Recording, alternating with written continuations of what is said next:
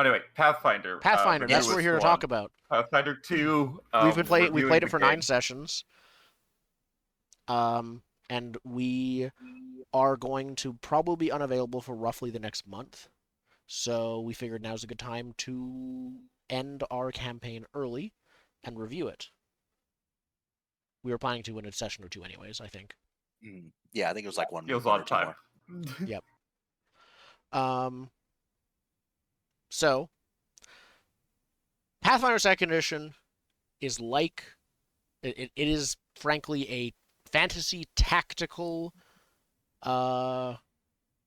combat character builder game. I cannot remove character builder from the very first sentence of the game.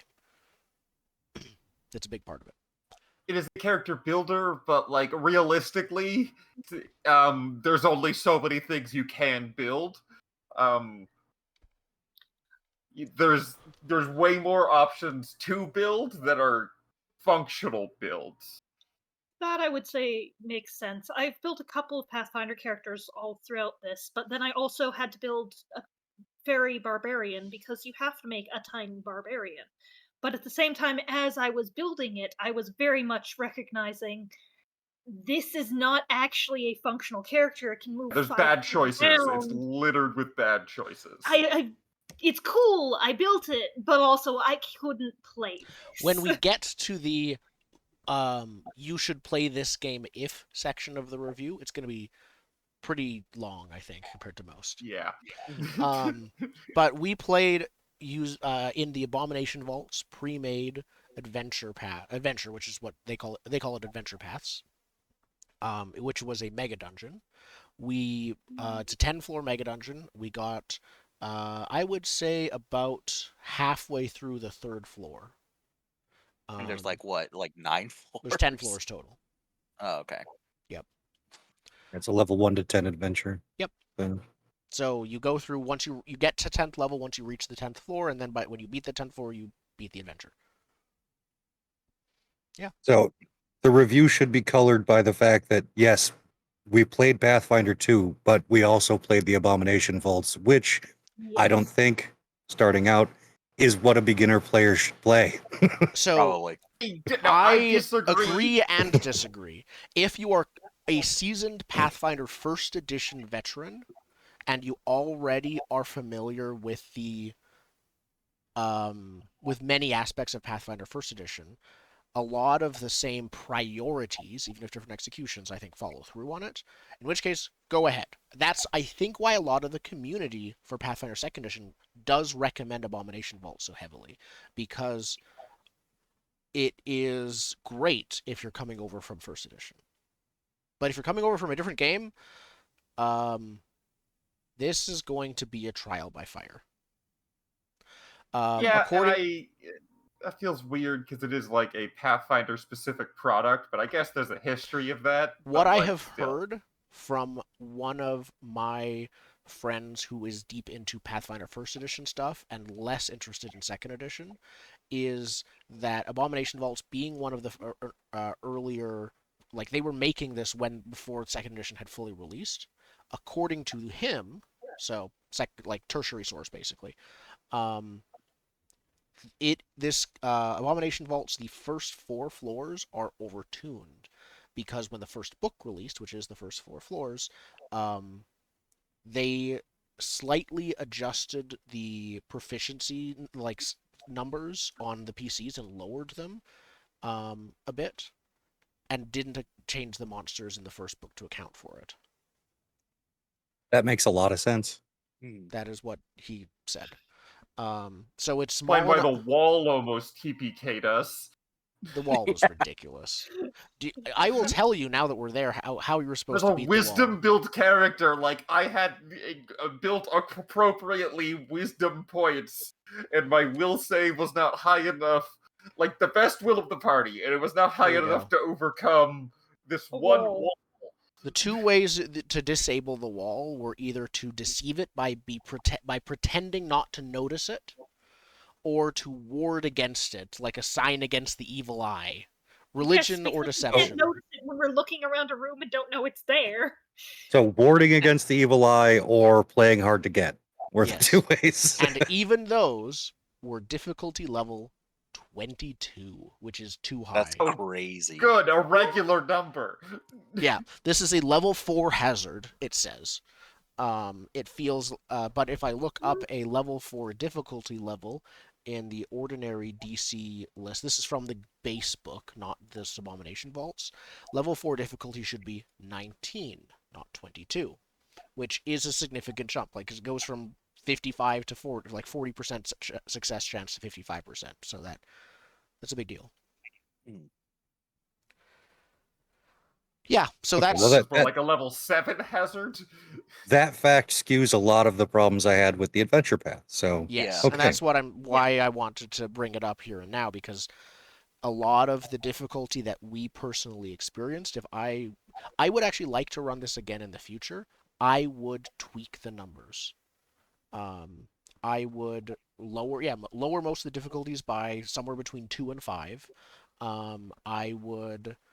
I think monster HP was actually decent, but their ACs in general were too high, and defenses.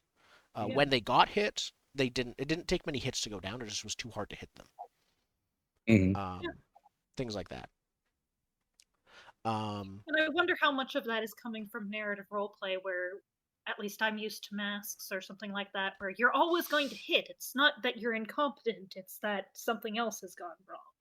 Whereas this game, it was just a matter of you miss and you're missing over 50% of your shots, and that's just the way it is. Yeah, and that- it is because you're incompetent. And it feels that way, which is kind of frustrating when you've got 3 actions and all 3 of them are useless. Yeah.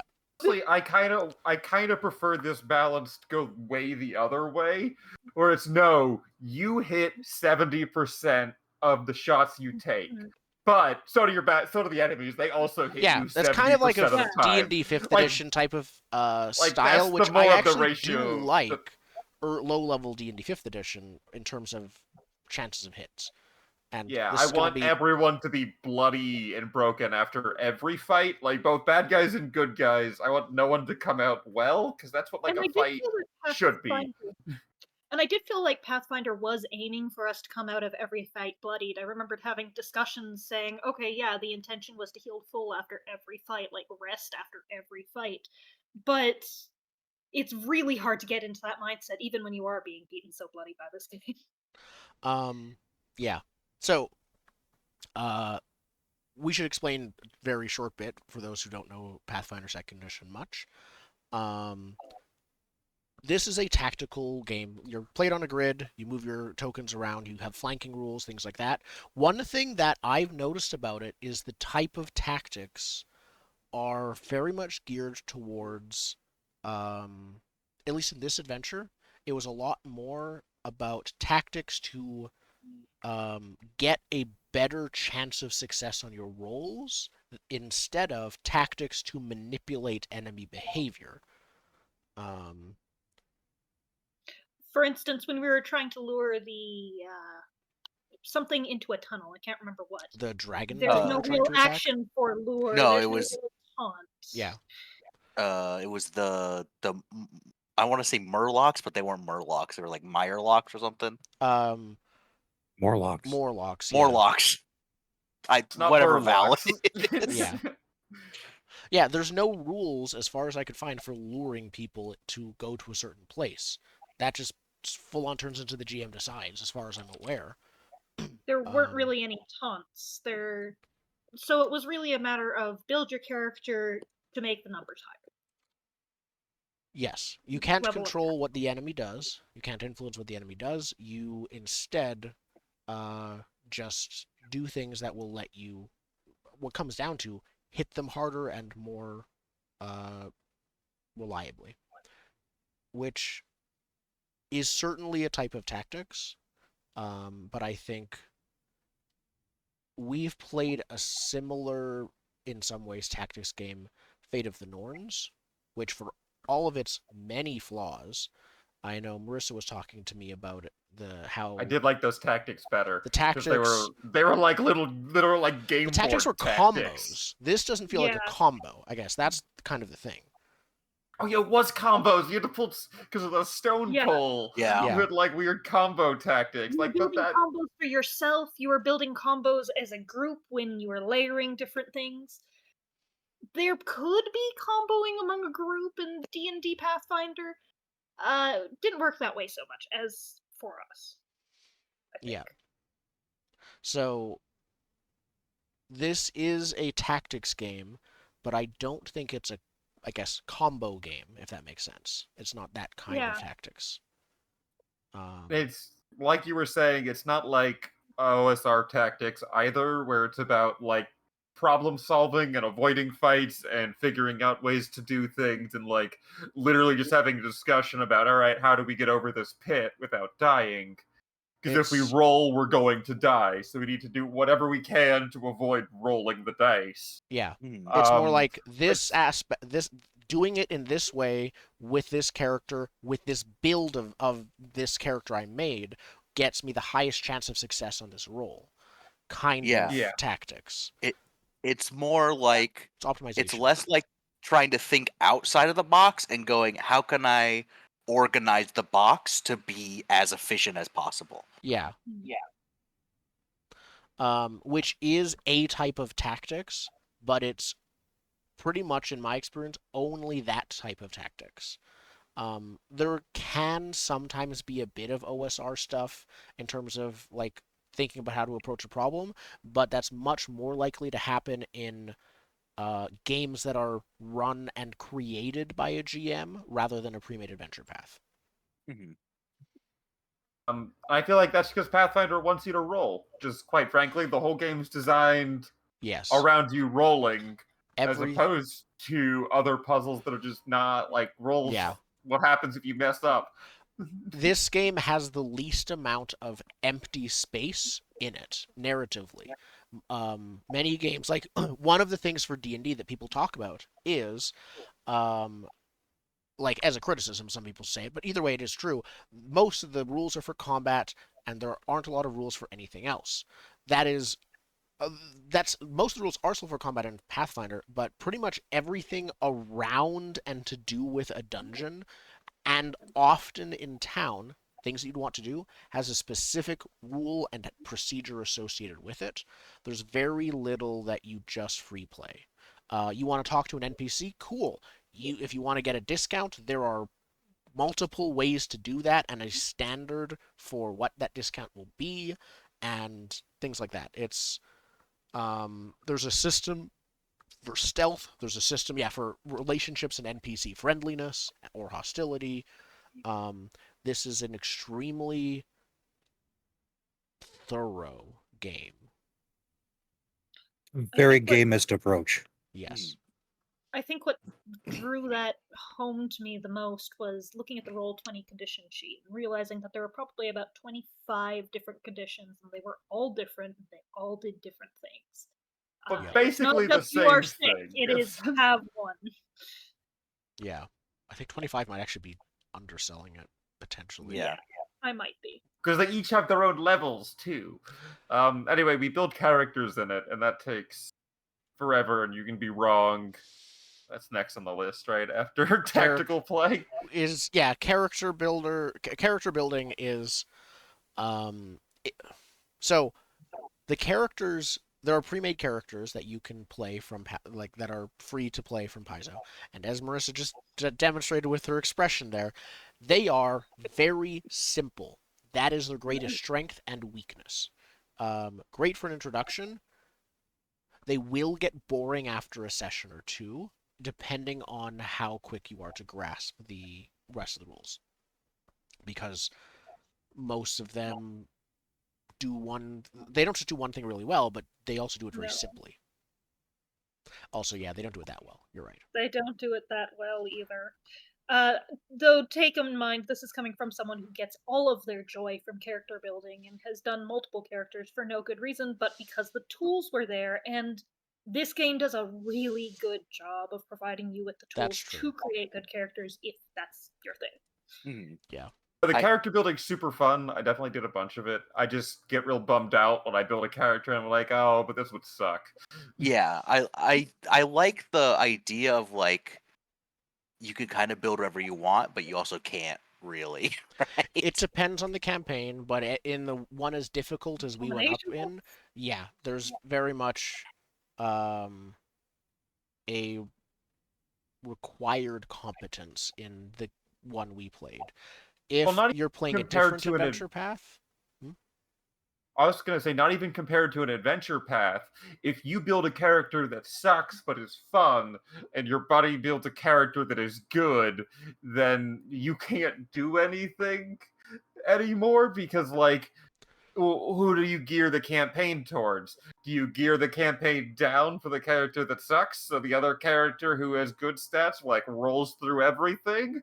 Or do you scale it up for the character that has high stats and the character that sucks sucks? yeah. There is another adventure path I have read and not played, but read the first full book of and read and did do the sort of pre-adventure path one shot running of it in a separate session, and that is Strength of Thousands. It is basically the opposite of Abomination Vaults.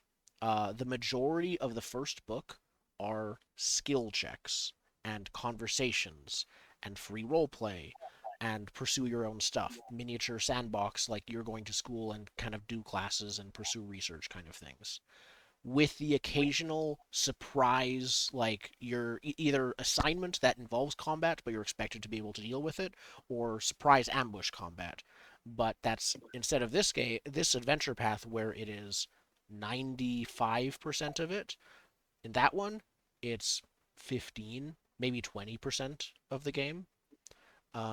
It's a very different experience, and one that I felt for the group I was planning to run it for went actually too far the other way.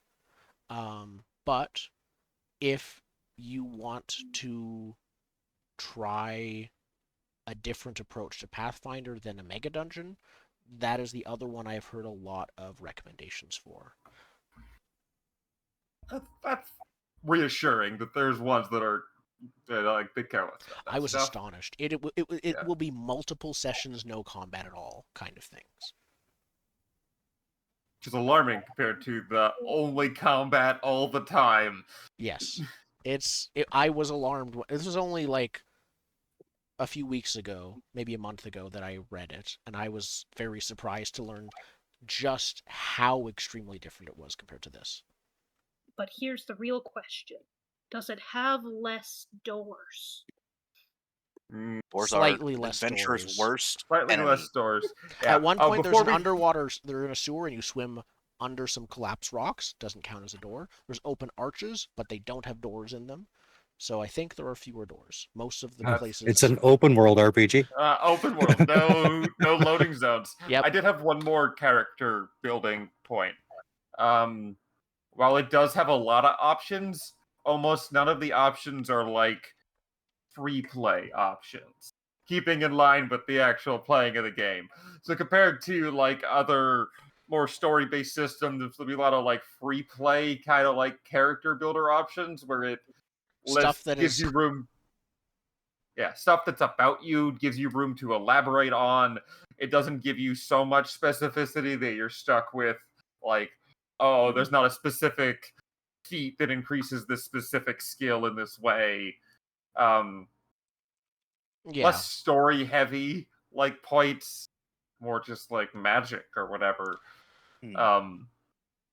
But like there's a feat that lets you use magic rocks, but like there's one magic rock feat, and there's nowhere to elaborate or tack the magic rocks onto other things without like throwing out the story attached to them.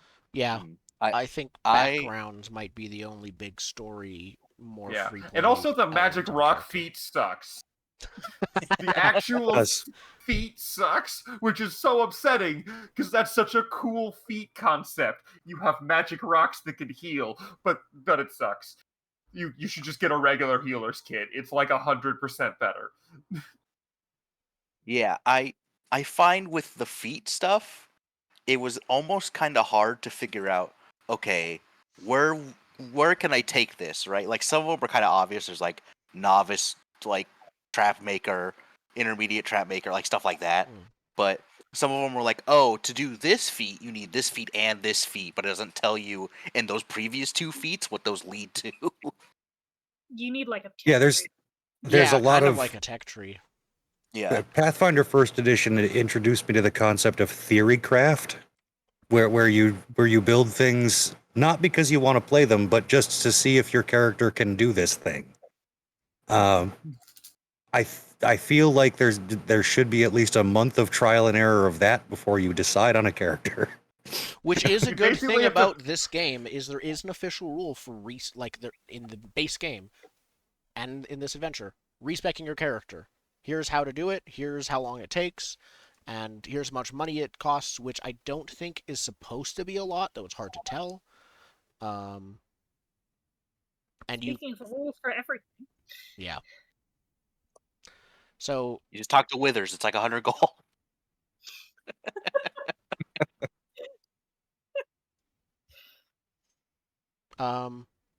so the game is aware that there can be sort of that mistakes can be made. Here's how to change but them why without making why- a whole new character or retconning them. Why'd they give me feats that suck?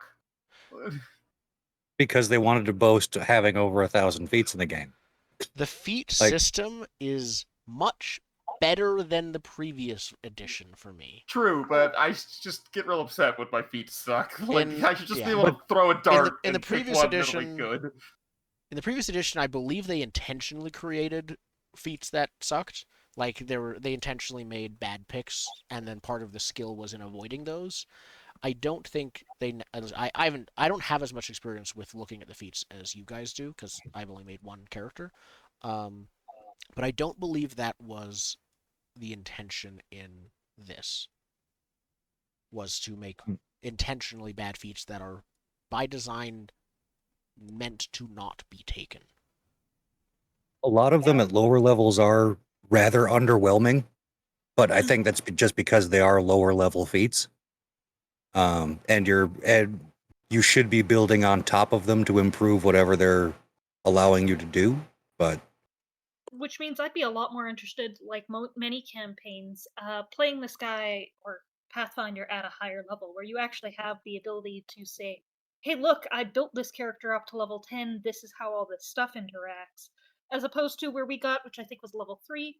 Still fun, but I was building Kalith up to being a magic crafter. I can't get that feat till level 4, and so an entire thing that I was building towards just never happened. And I think that on normal XP mode of leveling up, that's going to happen in a lot of games. It took a while, and pretty Yeah, sure we were going faster.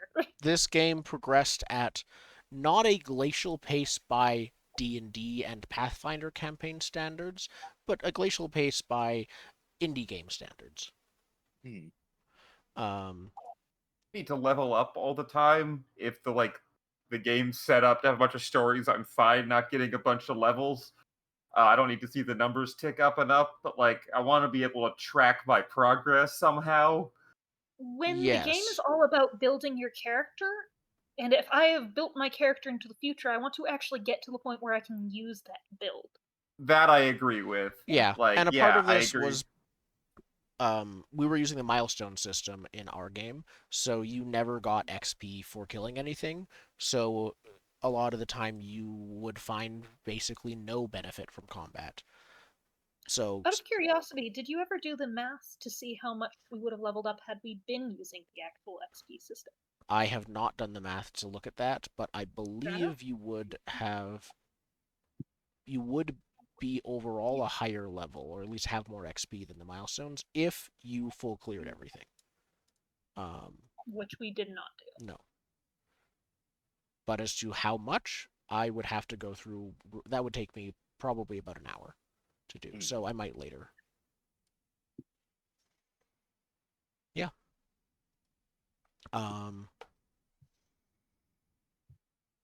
What else are our thoughts about the games? There are many aspects to the game itself. yeah, there's a lot of different subsystems. I mean, Pathfinder has always been known as a system mastery is how you play this game kind of game. That's still the case here. And probably more so due to the fact that there's how many exploration actions are there? Probably like 30, 35. A lot. Yeah, an alarming amount. Yeah, I think about 30. And that's not even getting into combat. That's just looking around the room you're in. Yep. So So gameplay in this, again, built around a normal dungeon crawl, but yeah, is split into 3 phases. Combat, which is roll initiative, 6-second turns kind of thing. Exploration, which is you don't roll initiative, but basically there are 10-minute turns. And downtime, which is you just pick from your downtime actions, and you have effectively 1-day turns. Each of these have their own listed set of things you can do during them. Everything happens on a turn wheel. Nothing is so it's very gamified. Mm-hmm. Yep. yeah. There are points at which we were playing Pathfinder where I felt like the game was a soccer mom that has regimented my entire day. I shall have no free time. I shall do this, then go to karate, then have a play date, then, Yeah. It's time for your hourly healing.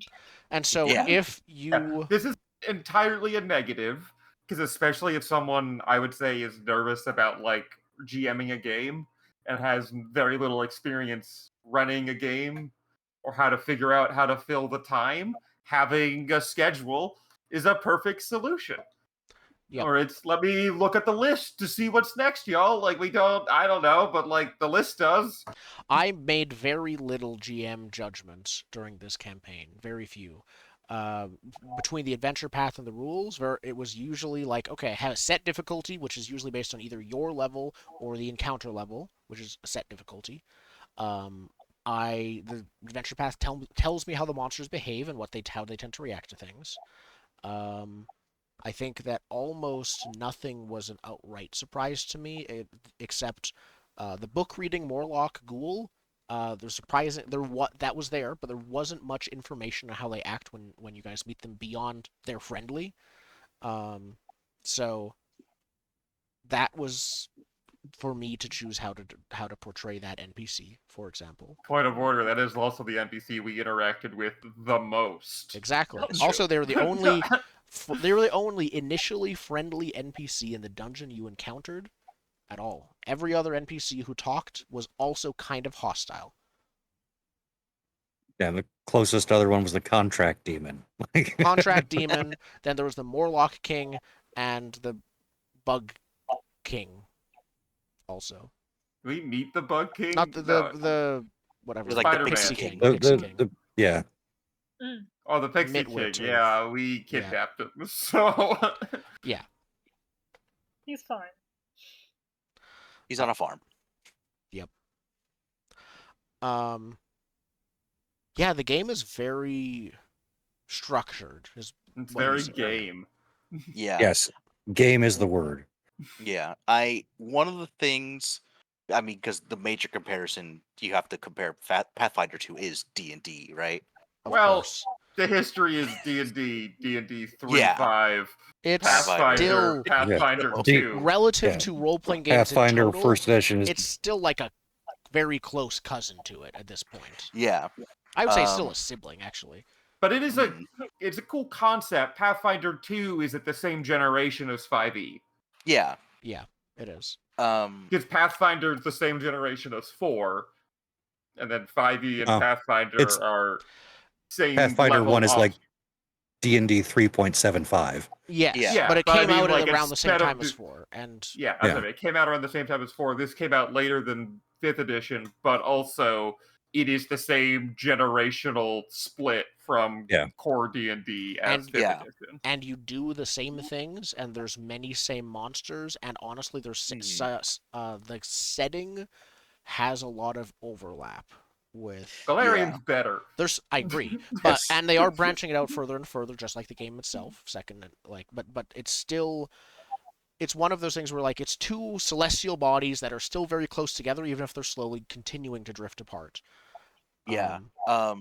The thing I wanted to bring up is I really like. I'm not sure if we'd get to this later, but I like the trait system in terms of the weapons and like, oh, if you Oh, the like, I tag? had a Shuni trait. Yeah, the tags. Thank you.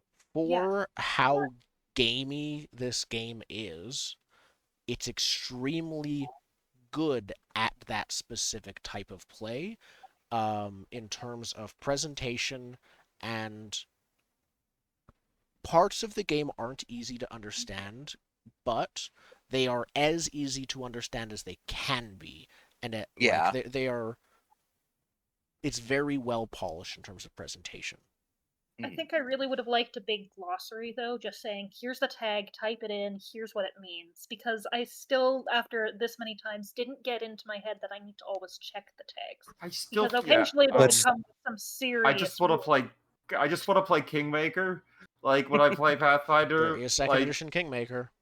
I just want to play the CRPG for that exact reason. The game is already so gamified that I want the pop up that tells me what this condition does without me having to look it up. Yeah, I felt like yeah. I had to play with like a wiki open every time Oh, we yeah. played, and I'd like, And- okay, Which I here's this did. tab, here's this tab. Yeah, and And that's that's gonna why be Archives of Nethys exists. And anybody playing Pathfinder, please open up Archives of Nethys for easy reference. it is yeah, it's fan maintained, I believe. It's not official. But it's, I believe, probably officially endorsed. I don't know. I think it's some sort of official. It's It is it's official? official release. Yes, like everything is in there with Paizo's blessing. Yes, but I didn't know if it was maintained by Paizo or if they just put it out there. I don't know. Yeah, I don't Find out. know if it's Either way, it's a good website. It was a good Official website. website of Pathfinder Second Edition. So yes, it is. Okay. Yeah, and honestly, the presentation of the website is difficult to navigate because the website doesn't really have a good intro and how to use page. But yeah, this is a game you True. play with a wiki. Yeah. I remember the very first session we got into, we had to figure out about drowning rules, dying rules, and downing And- rules all at once. yeah. And the problem is that they're 3 different sections, they're 3 different pages, and they all interact with each other because the only reason you need to know about the drowning rules is there's this tag here or there. So there's a lot of very important and big information hidden in those one-word tags. And when you get used to looking them up, great. The process takes a while just because there are so many of them. I think a part Yeah. of the issue might be that we were playing digitally. As good as the digital support is, and it is using Roll20,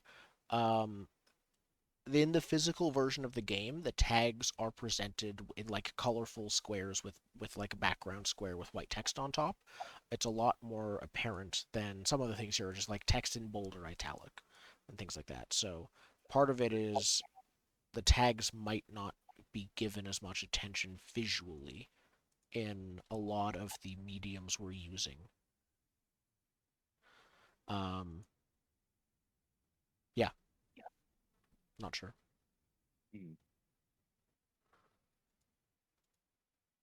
Should we talk about combat itself? Because I mean- we did a lot of it. Yeah, there's nothing new really. If you're familiar with playing D&D and Pathfinder First Edition, I It's like the same, 3-action roughly. system a lot. It's refined, but yeah, it's the same. I agree. The 3 actions were fun because it simplified it a little bit, I guess. Yeah, you don't have to worry about bonus actions, swift actions, things like that. I I like think the they need to 3-action expound system. on that idea. It refines it. I agree with you there. I think some Yeah. of their later classes are doing that more. So I'm a little bit of a weirdo in the role-playing game community. I've never really played D&D. Pathfinder's the closest thing I've ever played to a standard role-playing game. Because of that, I really liked the 3-action system because it allowed me to do whatever I wanted with those actions.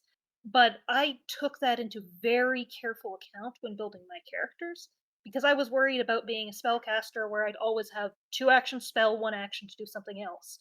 Or something like a fighter where my actions are going to be very tempting to just do hit, hit, hit. So I actively went in and built classes where there were a lot of actions that I could do. Well, this is a 2 action, this is a 1 action that might fit with it, and building the entire class around versatility and knowing I would have 3 actions per turn. My Yeah. 3 actions most of the time were 2 action heal, 1 action raise shield. Oh, Yeah. I mean, I was Mr. I shoot, I reload, I shoot. That's my turn. Yeah. With a wizard, it's 2 action spell, 1 action shield spell. With a barbarian, it's I don't have anything to do with this 3rd action, so I guess I'll hit it with a -10. I again. don't care.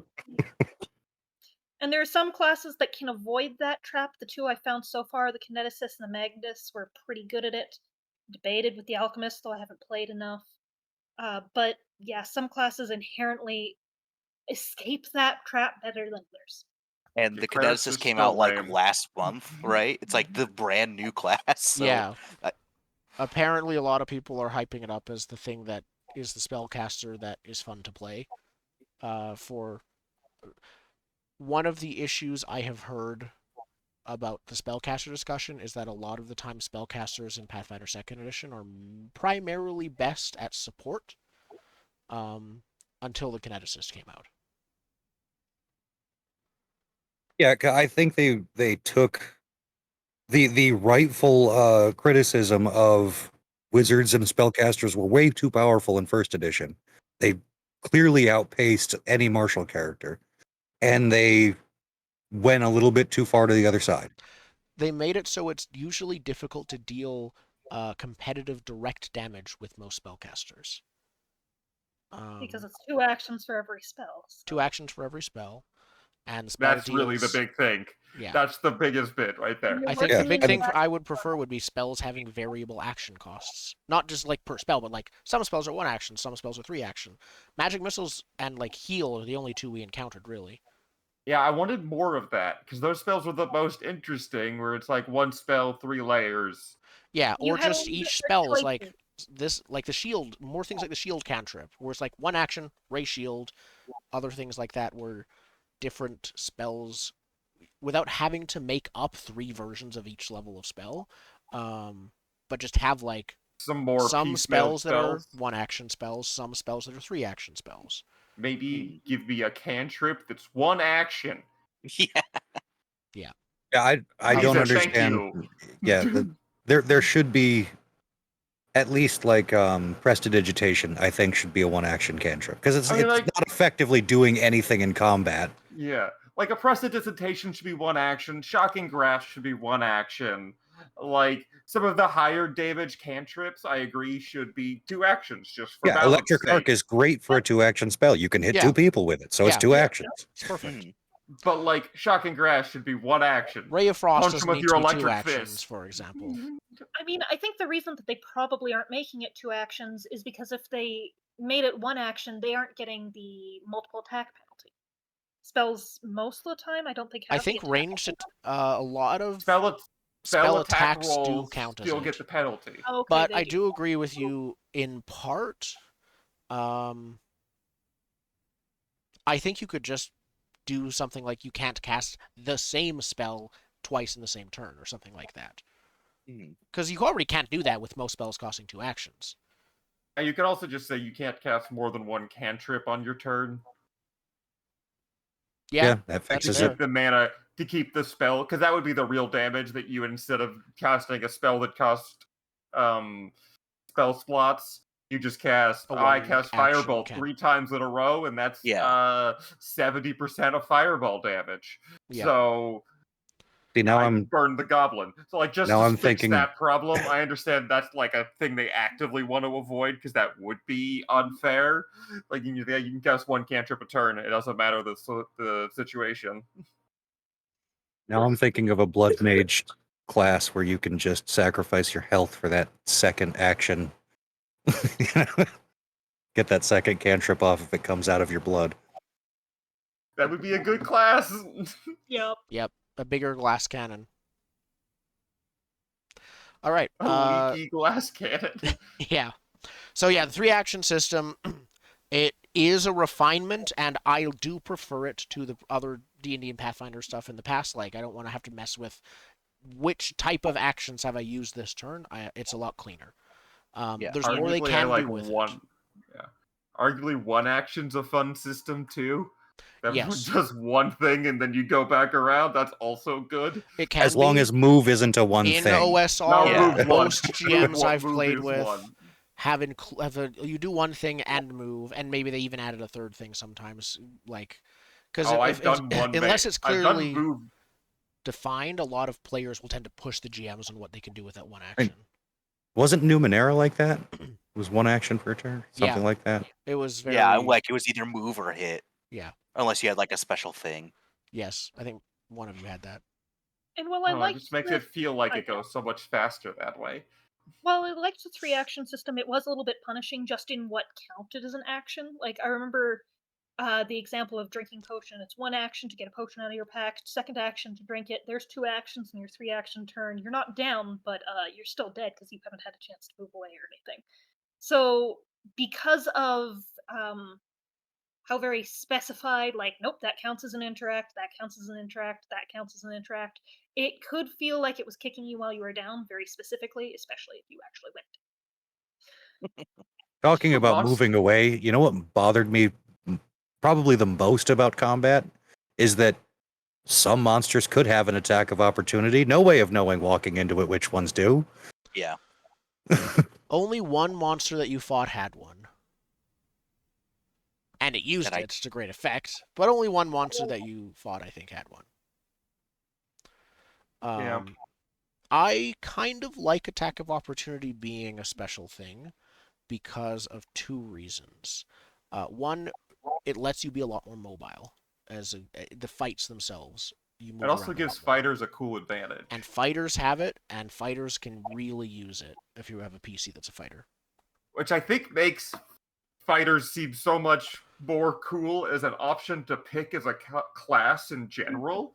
Is like, no, the thing you get as a fighter is you get to stab them for free. They also, I believe, have higher starting weapon skills. They literally have better bonuses to attack than most other classes. Like something this game does well is fighters are good again because of the way the combat's of the way combat's set up. Fighters are good again and aren't just a worse paladin or barbarian like they sometimes are in these kind of games. Or sometimes fighters just the lamest fighter, and paladin or barbarian or ranger are just cool fighters. No, but fighters unique again with its legitimate combat prowess as a result of the tactical nature of the combat system. Yeah, even playing as a gunslinger, one of the main things at level 1 is like, hey, you're an expert in firearms, but you cannot get above trained in other weapons. Like, you are so dedicated to firearms, you can't get above trained, which is like the fighter's niche. So, like, I like that in a sense, and it's also like, okay, yeah, I shoot guns, so, you know. Yep. Yeah. The gunslinger complaint I have, they took away the feat that lets you shoot off locks. No, it's still there. Oh, it's still there? Blast lock is a feat. Good. It's a great just higher feat. level. It's an amazing feat. It is so funny because it's not I love how you even have to take a feat for it, and you can't just do it. No. I think technically you still can shoot the lock to destroy it, but the blast lock feat is like you lockpick it with your bullet, so you can still use the lock later. Oh, okay. You are unlocking it with shooting it. That's so hilarious. you don't even need the feat to blast it normally. The Pathfinder 1 version did not include the use it later. The Pathfinder 1 version was you destroy the lock with your gun, as if you couldn't have done that all along and needed a feat for it. Because obviously the lock has hardness, HP, whatever, you know. Yeah. And your bullets are soft. There's a system for breaking items based on the materials it's made out of, speaking of a lot of systems in the game. And as we found, usually hitting a solid object with another solid object doesn't do a lot of damage. Unless it's my shield, in which case a sword that couldn't damage the... like a sword who couldn't cut through a door because of hardness rules has no problem hacking through that exact same door strapped to someone's arm. Like, that's where the hardness thing falls apart. It doesn't apply to my shield. Yeah, so I just had to double check blast lock. So blast lock, it's you shoot the firearm at a lock within 10 feet, make an attack roll against the DC required to pick the lock, and pick the lock is like the pick the lock action. So then that's why you could use it, because it doesn't say it destroys it. It says you literally pick the lock by shooting it. You have special key-shaped bullets. That's amazing. That's so. Can you do it from a distance then? Yeah, 10 it says feet up was to the- within 10 feet. Oh my And goodness. you can like Yeah, cover your that- eyes and do a real trick shot. You just shoot the door and it opens and a key falls out of the It's lock. the Star Wars shooting the like panel control Yeah, shooting the panel next to panel and the it just door. opens. All that's left is the blaster scarring. Which in Star Wars makes absolutely no sense because it's electronic, but in Pathfinder, okay, it's just a mechanical lock. Fine, you The Star Wars you one shouldn't makes be able to use it less- afterwards. The Star Wars Yeah. ones makes less sense because both the lock is A, just electronic, and B, you're shooting plasma which melts through it. So, anyways, Pathfinder. Yes. This game uses a D20 for almost everything. During they have a new critical system, which is also a new change, where you can critically, instead of most D20 games in general, you roll a 1 on the 20, it's a critical fail. You roll a 20, it's a critical success. Those are, to simplify it, those are also true here. But if you get a 10 above or below your target number, it is also a critical failure or success. And I that like that. It's better than their last critical success change. Don't remind them. what What was was that? their last one? Confirmed crits. Oh yeah, Oh, Oh, was roll, that they roll did- again to see if you was that actually them crit. who It doesn't made that matter. change? It doesn't. It matter. was in D&D I thought it was in D&D. before that. Yeah, So it it was doesn't you matter. crit. They brought it with them. So- Still on their hands. Yeah, a natural 20 in the base game is just a guaranteed hit. And then you roll again to see if the hit does extra damage, critical damage, basically. And you have to Oh. hit your AC, the target number of whatever the roll is. If you hit that target number again, then it's an actual crit for double. I'm fine with not doing that ever again, and Yeah, that instead just sounds doing like this worse. system where this is Yeah. the better one. Again, that was not in Pathfinder. Pathfinder was a matter of, okay, your crit was, or the number you were rolling to try and hit was a 17. You rolled a 27. Congratulations. You are getting one step up of what you would have gotten. So in that case, I rolled a 27. That would normally have been a success, but it was 10 higher, so this gets to be a critical success. I like I that. really liked it in theory. I think this is Abomination Vaults speaking, but it almost never came up, and it was kind of frustrating in That's this because the case. numbers We're were rolling so Yeah, at, like, the numbers high. were super 27 and skewed. 28, and we're You not got crit way more than you crit back because of that. Yeah, like if I was going to crit that wall, I would have to roll a 32. or a natural 20. Yeah, it was insane. That being said, I like the system in theory. Yeah, the math was just a little funny. Yeah. I like the idea of it. Putting aside the math, I really like that it means bonuses and penalties, which we talked about is a big part of how the tactics works, always matter. Because even if you think like, oh, going from 85% chance of success on something I already have a really good roll in to 90%, that's a small change, relatively speaking. It's not a small change when you also have that 45% or 35% crit chance going up to 40%. Like it It makes affects crit two switching a more of a aspects. thing. Mhm. It's really good. But also it means, as we experienced ourselves, that balance with numbers is very important. I would say more so than in first edition. Making And sure way more so than 5th edition. You can really Oh, wing fifth edition, the numbers. yeah. You can really wing. I've never played high level 5th edition, and I never want to. But Oh, you trust can. me, don't It's do it. crazy. I But you could really- GM'd it and made custom I monsters. know y'all have, and I'm It just was heading it off at the pass. 1,000 HP things. Like, it was but, like, ridiculous. At least Player for low levels for every NPC. Yeah. Yeah, at least at low level, I could just totally wing every single number, and no one will notice or feel like they weren't challenged enough because they're pretty intuitive. Mhm. 22 isn't that high in Pathfinder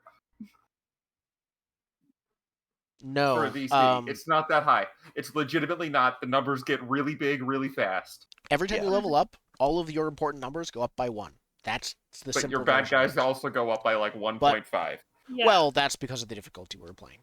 Yeah. But yeah, so it's a flat. If you're level 1, you're going to add, let's say, a +1 to things. It's usually more. Then if you're level 20, you're going to add a +20 to things. And so it's kind of this linear increase that you're getting. And if you're fighting equal level enemies, then yeah. Big Skyrim vibes with those numbers. Now that I'm like saying it out loud, With the abomination vaults, that's extra true. Yes. Yeah, the whole world levels up with you. You're never on. Like, it's Skyrim. It's shown in anime. The idea that like you're never strong enough. I think to a degree that also would have been mitigated, not reduced, not gone, but mitigated, if we used regular XP for our adventure. Because every fight would have, it wouldn't have been, oh, we went down a floor, we level up and so do the enemies. It's, we level up when we kill enough things, and now whatever else we encounter is going to be easier no matter what it is, because our levels are not based on what floor we get to. Being said, I was downed by a level 1 enemy when we were level 2. We went back to clear earlier floors and had just as much trouble being a level above it. To be fair, that was by far the hardest enemy on the floor. Either Abomination Vaults or Pathfinder in general, don't know enough to say it.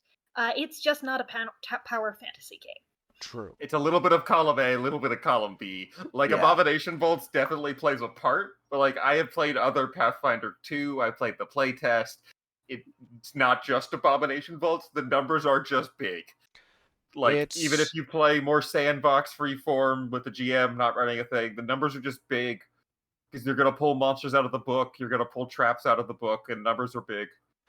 Yeah, the game doesn't make you feel like a hero if you're fighting things that are as strong as you are. You feel like you're kind of just barely scratching by. We basically didn't really encounter you guys fighting things that were weaker than you, not significantly. Some of the early Morlocks, when you first went down to the second floor, got slaughtered by you guys. But they still had relatively high AC. That was like the one fight we did well in. No, there was also basically the entire first floor, except for the Scorpion. The entire first floor was slaughtered. You guys didn't even try the fly. You just left the fly. You would have killed the fly. But the entire first floor was definitely easier. One issue I have from a GM's perspective, easy or difficult actually isn't that important, is the enemies felt like they didn't have a lot to do. Part of this is sure because I'm managing a bunch of them, but I'm usually managing a bunch of the same types of enemies, and the Morlocks, their thing was they could attack a bunch. One of the boss one you fought was a spellcaster, but that's it. Yeah, the like sharing space thing, right? Yeah, the Pixies had Bane, which was usually honestly very bad. It wasn't worth casting usually. And they could attack a bunch. And throw poop. Yes, but even that was just narrative. Yeah. I think that's an attack action, actually. The Drake. Let me pull up the Drake right now that you guys fought. That was a boss monster. Its thing is that it had a sort of like, it could spit out a ball of acid mucus once every several rounds. It had a tail reaction. Those are interesting. Other than that, on most of its turns, it attacked a bunch. And we just boxed it in and pointed it at the barbarian. The enemy monsters felt honestly really boring to run. Because most of the time, the most optimal thing for them to do is throw dice at the PCs and just hit them. The dragon is a unique case because they have a special action that turns 2 of their attacks into 3 attacks instead, so they're meant for multi-attacking. But very few of the other enemies felt like they didn't just throw more dice at the PCs. Maybe it's because I have started to read some of the Matt Koval's action-oriented monsters from the monster book he put out, but I wish that a lot more of the NPCs did more tactical things. There's a lot more actions in the base game than attacking, and the PCs usually have reason to do them. The monsters usually either can't do them viably, um, it's not worth doing them, or they don't. What I want is for them to have their own special version of some of the basic actions. That's what the PCs all do. Make it so that they can be lured to this thing because they're supposed to be guarding this. Or Yeah, this could be something as simple as like the Morlock engineer guys with the guns, blunderbusses that you saw.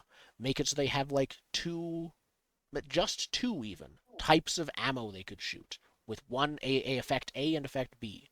They're different types of attacks that do different things. They don't need to be as complex as full PCs, but I felt like I wanted to do more with them when I was running them.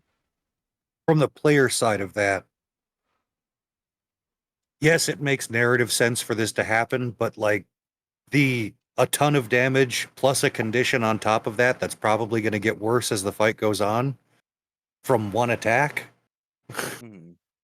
It seems like they could split that up. Are you referring to my point or an existing NPC, or how do you mean? Meaning that to give you more versatility, you split the condition afflicting effect into a separate attack than the high damage effect attack. Yes. Yeah, there's a lot of like combo strikes, and then then you run into the problem you're saying, like, well, they don't have anything to do anymore because their one attack does 3 things. Yeah. Or it's like they have or when I put this.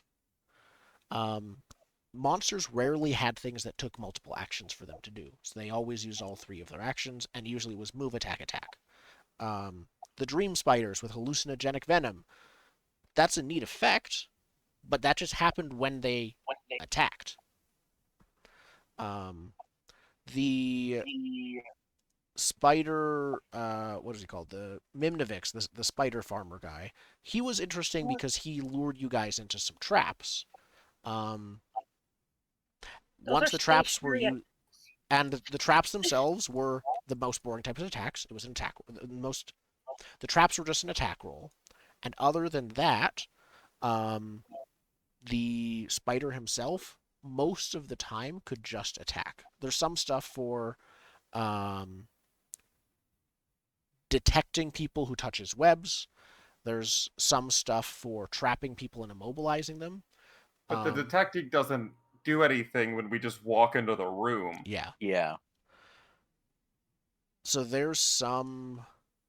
And also, he was supposed to lead us back through the hallway of death as part of his encounter, I guess? He was not supposed to. That was just him running away as I was playing him, because sometimes the book says this monster fights to the death, and sometimes it doesn't. He wasn't going to fight to the death. Or it didn't say he fought to the death, so I had him run. And because everything else did. Many things did, yes. It seems like for that encounter specifically, like his webbing thing, like that room, that hallway to go through with all the versions of the town should have been covered in webs, and part of it is like avoiding the towns that are shooting at you and avoiding the webs. That so would like have been super cool. If Yeah. like you go through the hallway the first time and there's no traps, he runs out of the hallway and then activates the traps, and you have to like get to him or something like that. Yeah. Obviously, if that was happening, the damage of the traps would be greatly reduced. Yeah. But Not vaporized still, levels? yes. Yeah, not kill my dog immediately levels. Realistically speaking, if you're trapping a dungeon, right? If you're an angry lich and you live in a dungeon and you want to put up traps, you want the trap that they're going to trigger one and die. That's fair. So realistically speaking, you're right. That's That is fine. the most economical use of And traps, that's especially if most of them break. Like, that's a general dungeon design aspect of like, do you want to design this to be realistic or not realistic? You know what I mean? Do you want this to be authentic, or do you want this to be fun to play? And this adventure we did actually went very much authentic for a lot of it. Like every monster has a reason they're there. It's very much like an ecosystem of sorts, where here's how they're interacting, here's where they came from. But it, I think, sacrificed a bit too much fun to play in the moment part of it. Because a lot of the ecosystem stuff, honestly, only the GM's going to know. And to a degree, I do think GM buy-in is the most important part of running the adventure, because they're the one who, in this type of game, does most of the work. But I think the monsters could be better.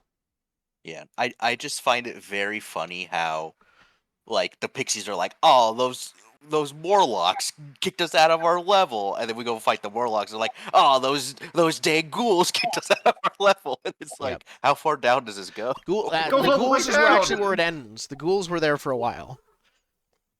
Though the Morlocks actually came from below where the ghouls were, came up to the ghoul level, and then were kept further up. So it's technically it skips the ghouls. Is actually what happens. How It are goes the further. skips a Morlocks generation. surviving on level 5, I Oh, guess, or level See, 4? 20 years ago, there was a gentrification of level 7, and the Morlocks got displaced when property values went too high. That is kind of what's happening with danger value instead of. They were Morlock redlining. Is that what you're they saying? survived down to level 5 because level 5 wasn't nearly as high level as it is now. Literally, like that's what happened. So now they're leaving. But yeah, that's one of my criticisms with Pathfinder monsters. It's usually they have one gimmick, and otherwise then they're a standard monster. The devil From a you player didn't perspective, fight. Yes. sorry, from a player perspective on that, the one monster, one gimmick thing makes the monster easy to understand. It does. Especially if you're only going to encounter the monster for maybe 3 or 4 rooms, you learn the gimmick, you overcome the gimmick, you feel like that's what makes you the hero in this, and not your player or your character being able to overcome raw numbers. I agree. I think there would be a balance. For my preference, it went too far in one direction, but I think it could definitely go too far the other direction, where every NPC feels like a PC. You want some monsters to have a secret second gimmick, or for them to have one gimmick that works in 2 ways. Yeah, multiple uses of the gimmick, or second phase of monster. So another example, that monster that was like sort of next to the Morlock King, Grothlot, in its own room. Its thing was, it's stinky and you make a save when you get near it. It explodes into acid. Those are both passive abilities. What does it do actively? It attacks a bunch. That's it. That's the issue. It should have been able to actively use Stinking Cloud, just to double down the stink. Give monsters an ability or a priority other than attack. Priorities other than attacking. Active actions that are interesting, but a lot of special abilities for monsters tend to be passives. We spent a lot of our time doing lore. What if they're doing lore on us? And actually using an action to do it as opposed to just hit lore.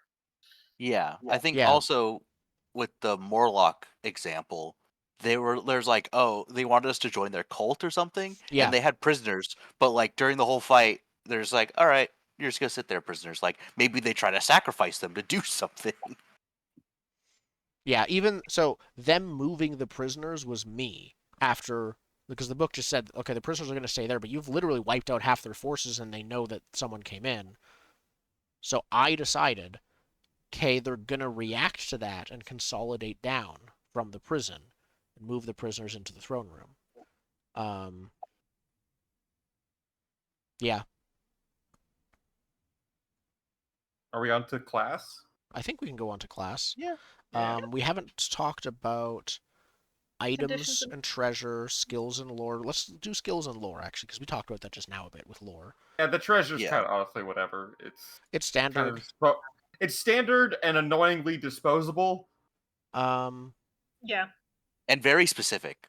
Very specific, but annoyingly disposable. That's an adventure path issue. Because they don't know what characters are going to bring in, so the GM can't tailor it. Yeah, no, totally. But you find a cool sword and it's useless on the next floor because you found a slightly better axe. I mean, I was crazy lucky with the +1 rapier on the very first bit of treasure we found. But because you have to build your character because it's so specific, if it had been a +1 short sword, I wouldn't have been able to use it. If it had been a +1 anything, it's like, I was crazy lucky, but yeah. I tried to find a +1 gun. There were a bunch of Yeah. weapons that the barbarian could use, which was nice because none of you could use them. Yeah, Anything Yeah. two-handed. got all of the Or weapons. the same thing that we had with anything magic, where we thought, I can't remember if we debunked this or not, that you had to have the casting type to be able to cast it. For identifying For magic. yeah. So for magic items, in order to use them, if you're not trained in the school of magic, you have to trick the magic item to be able to use it. Which seems a little bit like, isn't the point of finding a magic item sweet now everyone has access to a So- little bit of magic? So Yeah. that goes back to like early D&D where use magic device was an actual skill. Rogues were really good at it, and it was tricking the magic item into thinking you could use it. You know, It's narrowing it down by type of magic, I think, is a little overly specific. I think you should just go back to just if you can do it, you can do it to a wand of fireballs or a wand of vine growth. It doesn't matter, you can do it.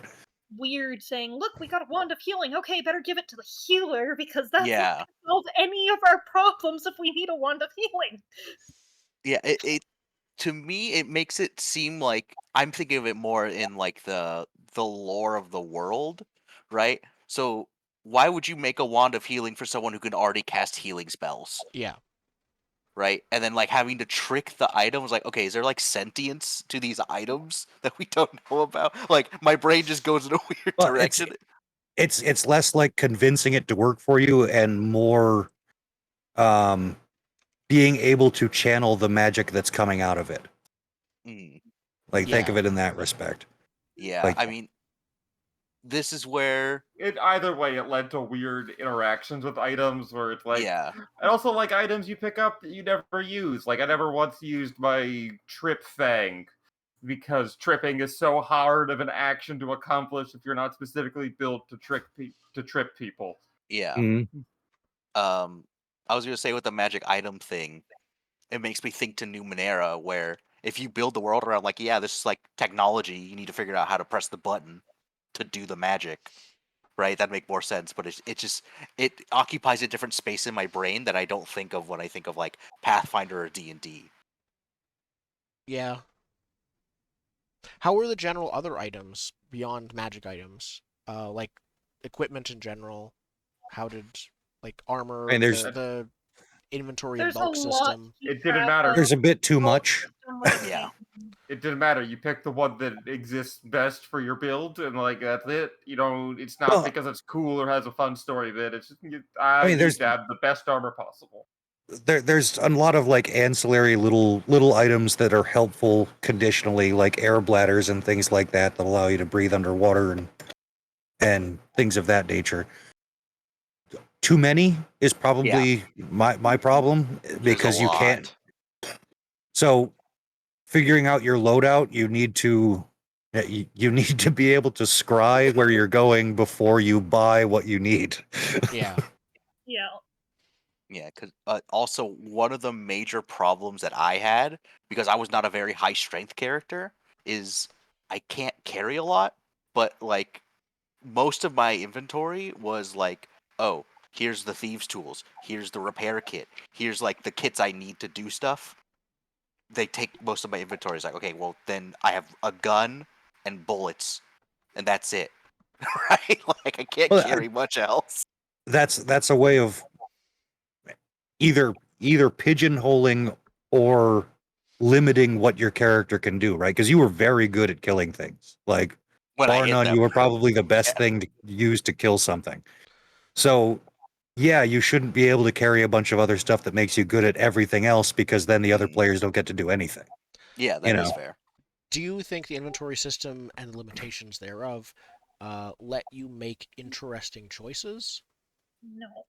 No, I think I've it wanted them to, but even in other games, I have tried to use an item to make a role more interesting or give myself advantage. And it might be that just narratively we haven't been playing this right, maybe, and I should have been getting narrative advantage on those roles. But most of the time, I found that because the actions were so specific, even pulling out the correct item when I was that lucky didn't do anything. So I was packing around 50 million caltrops and interesting items, and they did not actually affect anything. But then I had on the other side items that do actually legitimately do stuff and are helpful. The items don't help the action. The items allow the action. Mhm. So Yeah. it's not whether or not you make a choice to have a healer's kit, is where is your healer's kit? You're the healer. We're bleeding. Yeah. Yeah. Mhm. Yeah, like So it's not a choice whether or not you buy it. It's like, no, we need one. So we're gonna get it. Choice and made. and all items are going to be highly dependent on your character build. Like I had a bag of marbles on my wizard because I had telekinetic projectile. I can drop the marbles on the floor and have unlimited ammunition. Yep. You know, Yeah. It's one of the things. It's from the macro sense. It's like, oh, like one of my things with D&D is that there's no real difference between like what weapons you have, right? It's just flavor. But I like how there's like mechanical benefits. Like, okay, what's the difference between a dagger and a kukri, or a short sword and a long sword, right? It's instead of just like this bigger die, better person, right? I do like that. I do like the weapon traits. I do like that they mattered. They weren't But then, huge, but they did Mhm. something. But then at the micro sense, if you go, oh, I want to be really good with the great sword, well, I can't fuck the great axe, right? What am I gonna do with the great axe? Yeah. But that is a little bit realistic. It's Yeah. Yeah. it is realistic. It doesn't feel very adventure-y though. Yeah. No. Um, And it's almost like never in the real world was there a fantasy adventurer who went on quests like this. no. Yeah. And then I think was Zen, you said how like something about like a backstory with items, right? Hmm. Huh? I don't remember, but it made me think of with my dwarf character, because I was a dwarf, I had access to, while it was the best sort of firearm I could have, it was also tied to like being a dwarf, the clan pistol. You were talking about the Mhm. bag of marbles that he mentioned because he had telekinetic projectile. No, it was when we first started talking about items. I just sort of forget specifically what you said. Okay. But yeah, clan pistol. Yeah. Yeah, where was it the most optimal choice? Yes, but it was also because I was a dwarf, I had access to it, right? Yeah. You were able to tie in the optimization and the narrative together. Yeah. yeah, using items to reinforce your character. I mean, there's enough of them that you probably could. Mhm. I kind of did with the rapiers if we didn't go, but we didn't go there. But Yep. And I'm sure you could make a gladiator with a trident and a net that is actually a decent character. Yeah. But God forbid you ever come up with across a creature who needs to be stabbed with a magic silver sword, and all Mhm. you got to trident in a net. God forbid it's immune to piercing. Yeah. Yeah. Like, you're not going to be able to get a magic net and trident set, like, in any Yeah. adventure path, except for, like, the Fishman fishing. apocalypse or something. I think that's In which actually case, something why to are bring you a up. gladiator? I think that's something to bring up, though. The very different kind of damage pools, the different damage types with piercing, slashing, bludgeoning, whether Legal. that mattered. But even then, past Legal that, damage. okay, are we trying to kill them by bypassing their will save, their dex save, or whatever the other save is, con save? And I think the intention was find what they're weakest against and completely hit that. But most characters are just set to attack, so you're going to be doing the DC and ignoring those other things. So it's Mhm. really, yeah. I do It- agree there is a intentional thing where you're supposed to research the enemy, figure out what they're weak to, and hit them with that. The flip side is characters are also only good at one thing. Yeah, so you can't Characters exactly are expect at your best character good to at be- 2.5 things, but usually Yeah. one is combat and one is not. So in a fight, it's usually they're just good at one thing. Yeah, so Yeah. if you have no one that can hit their will save, you're done to. Yeah. One I thing to think note. with Actually, we'll get to it in skills. Never mind.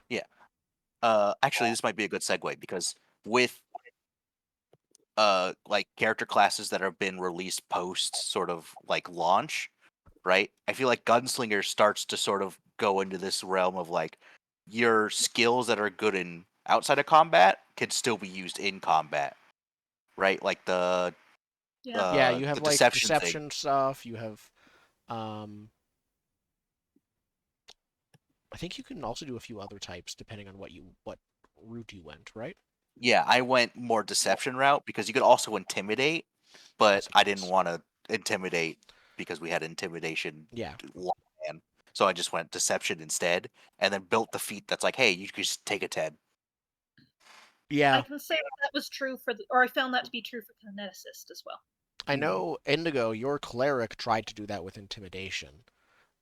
You found it difficult, though, I think, because I think a part of it was how high the numbers were, in all honesty. The numbers were super high, and also the payoff was super low.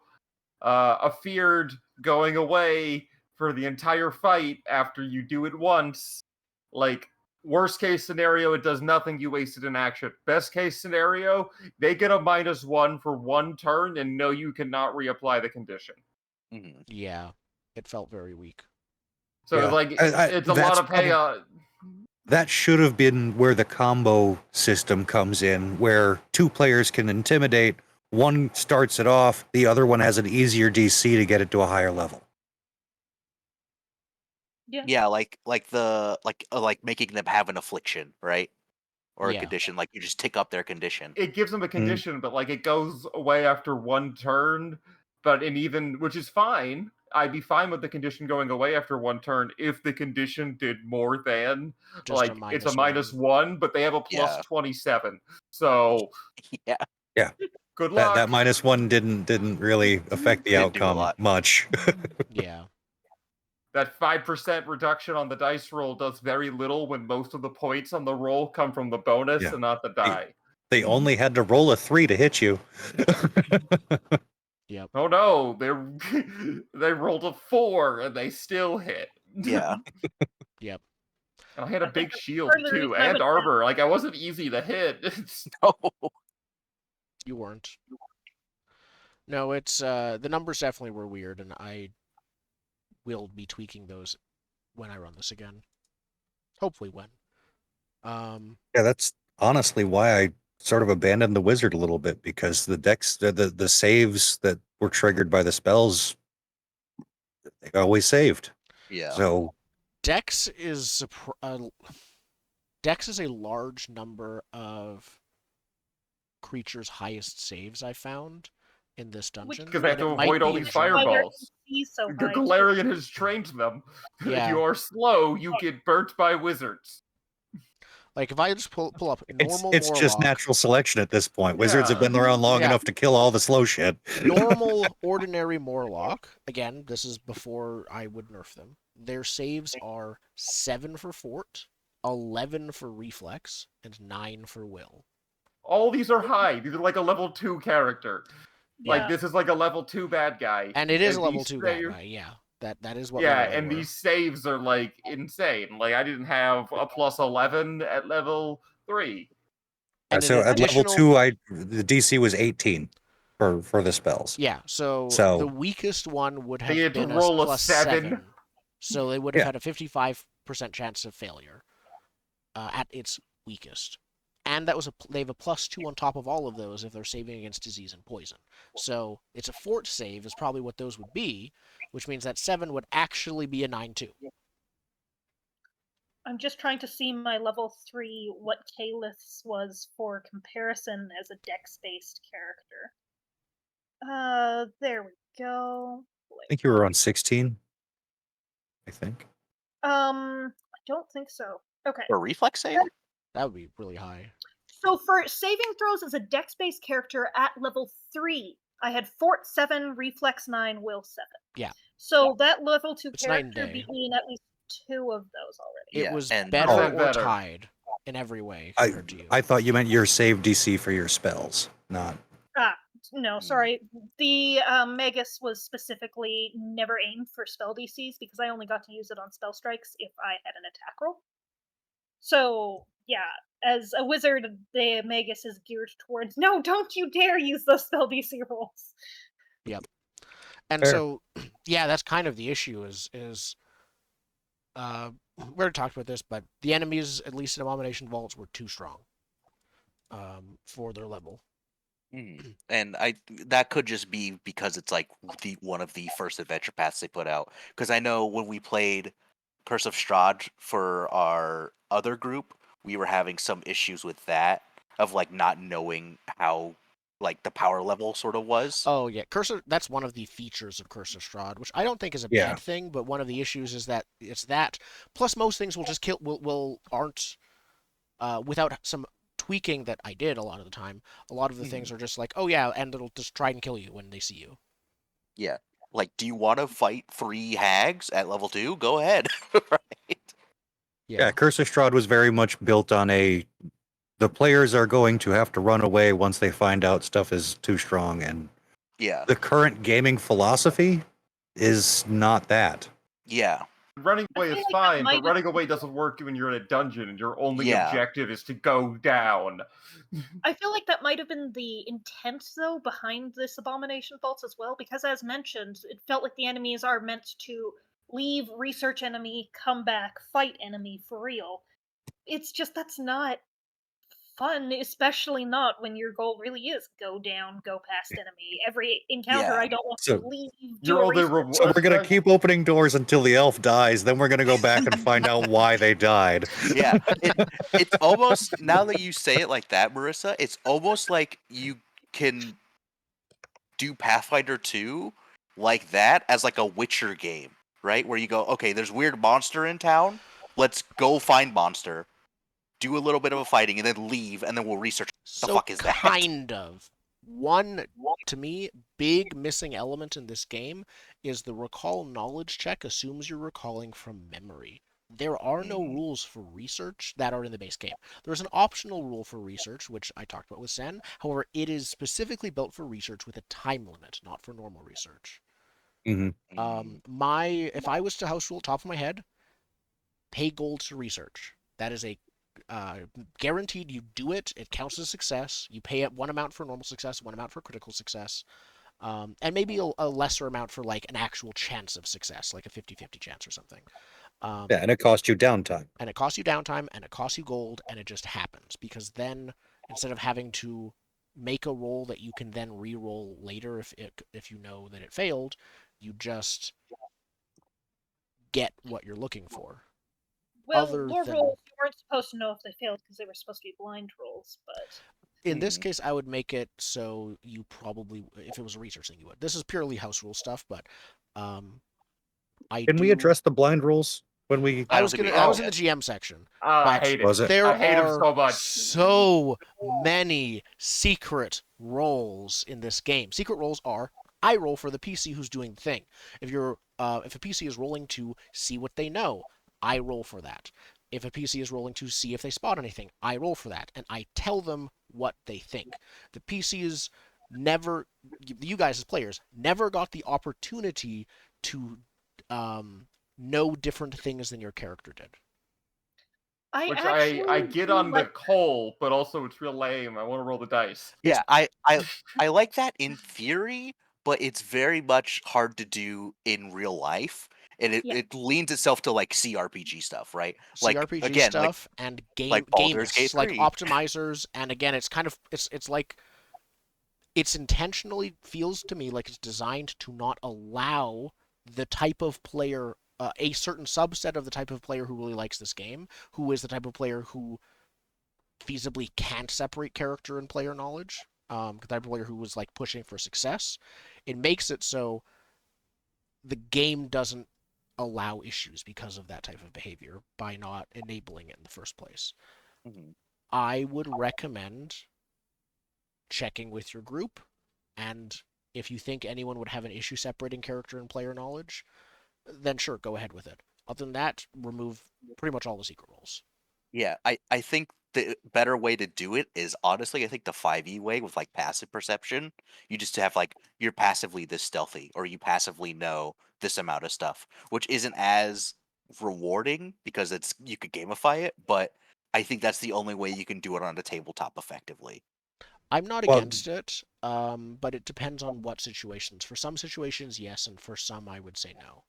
Yeah. There's a modification to that, and that's that a passive success will never get you as much information as actively doing it. Yeah. with that caveat and that change, yeah, I think that would be good. I just don't think they're fun. That's my whole story on them. No, I agree. It's, again, kind of the OSR style of, like, I ask the GM a thing, and I wait for them to tell me everything. Yeah. I mean, I've played at tables where GMs did all the roles. It's interesting.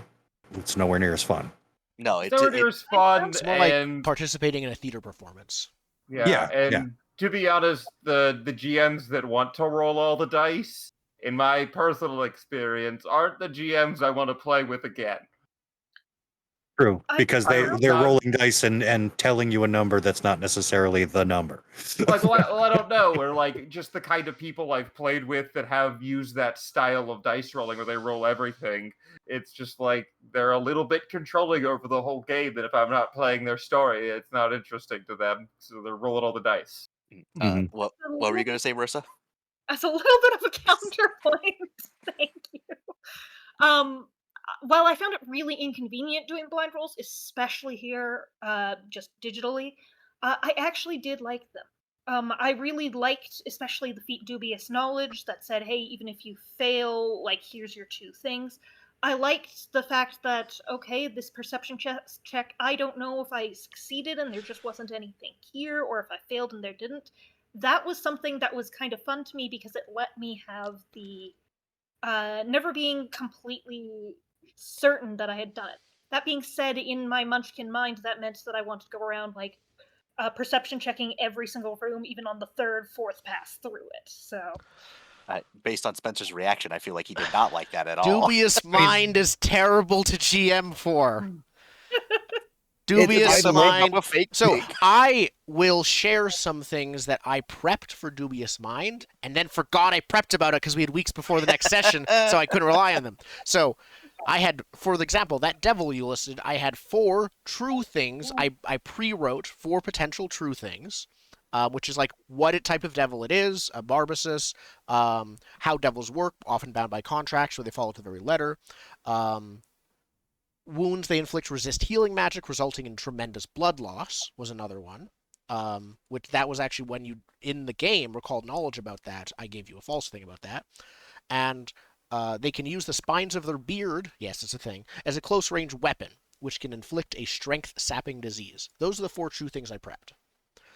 False things were 3 other things. The creature is a demon instead of a devil. A liar, which will take whatever it takes, which will do whatever it takes to achieve its ends. Do it trusted. So that's an obvious flip of the devil thing.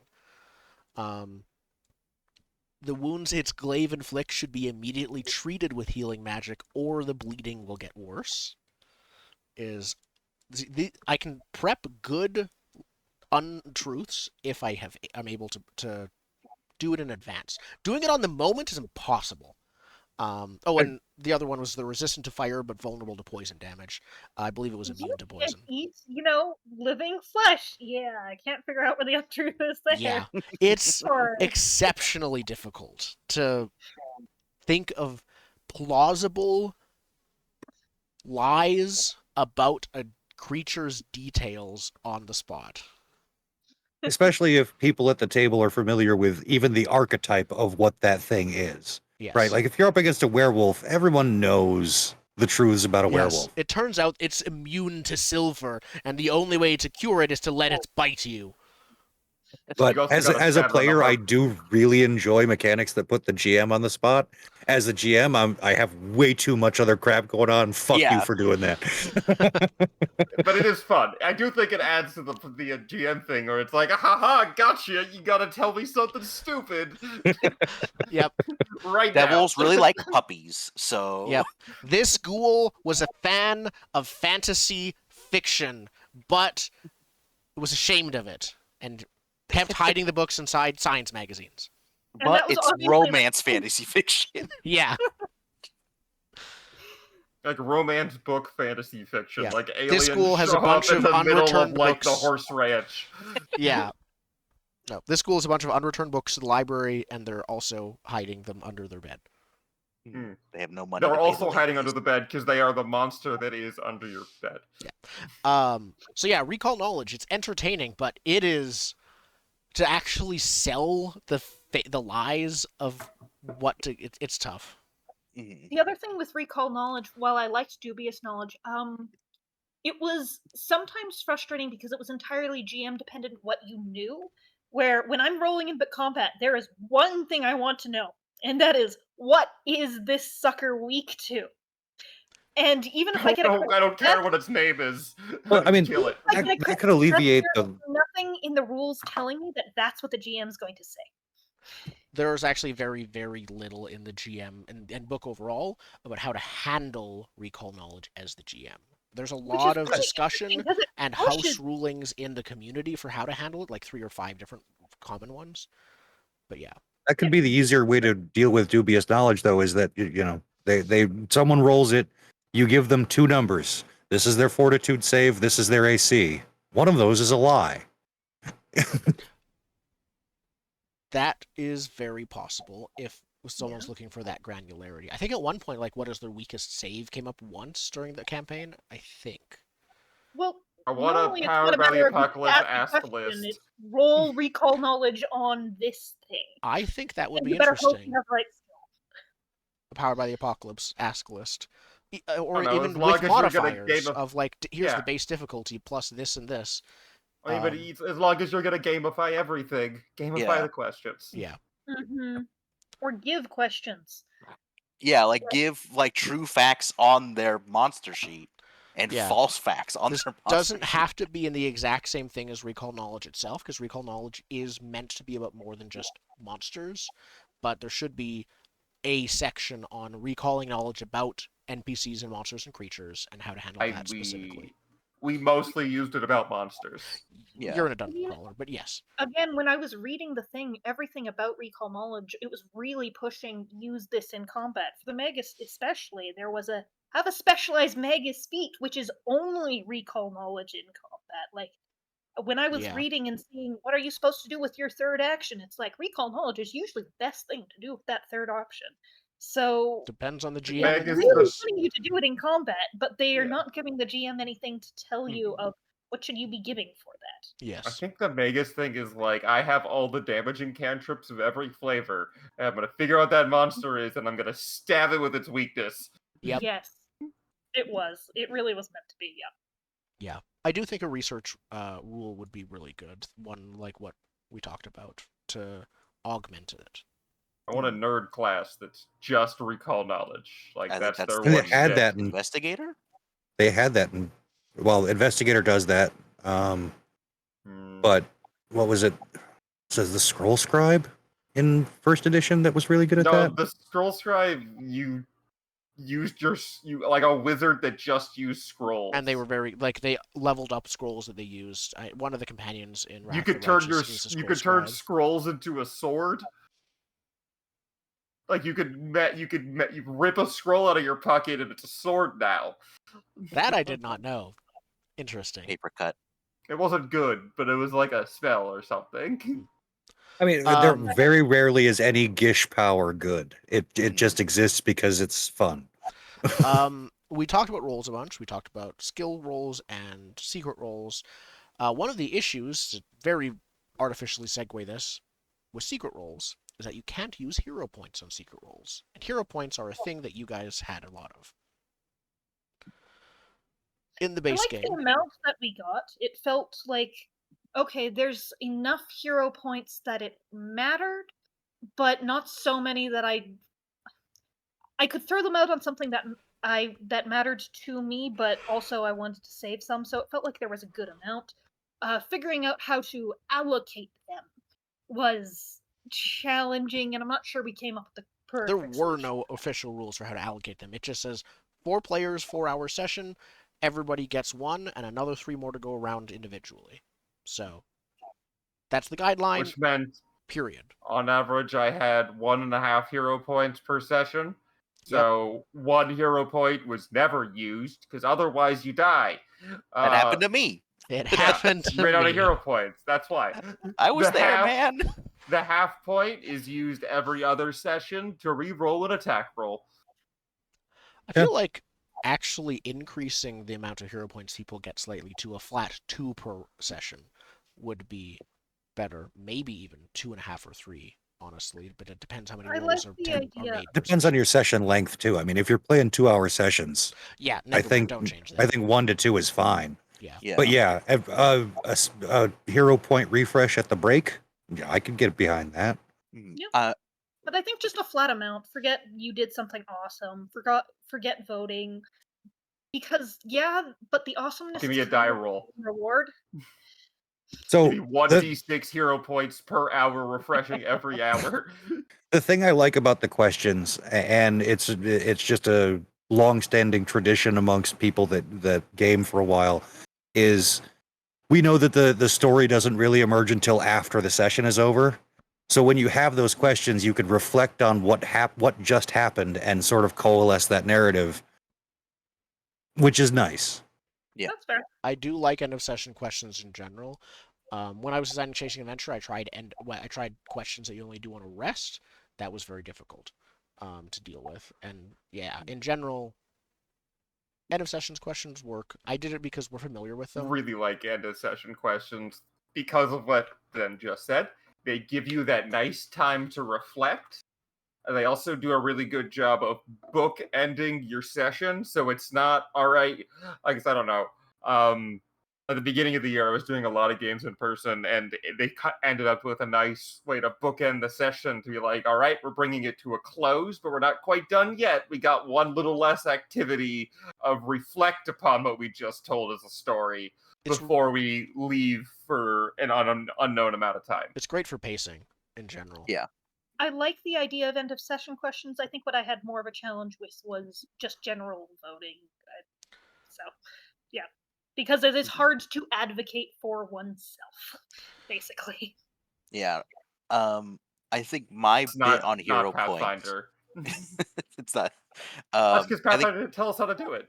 yeah. Yeah. Yeah.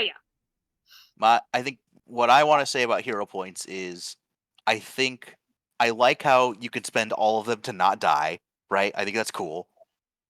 Because not dying is fun. Yeah, always. Um, Real good.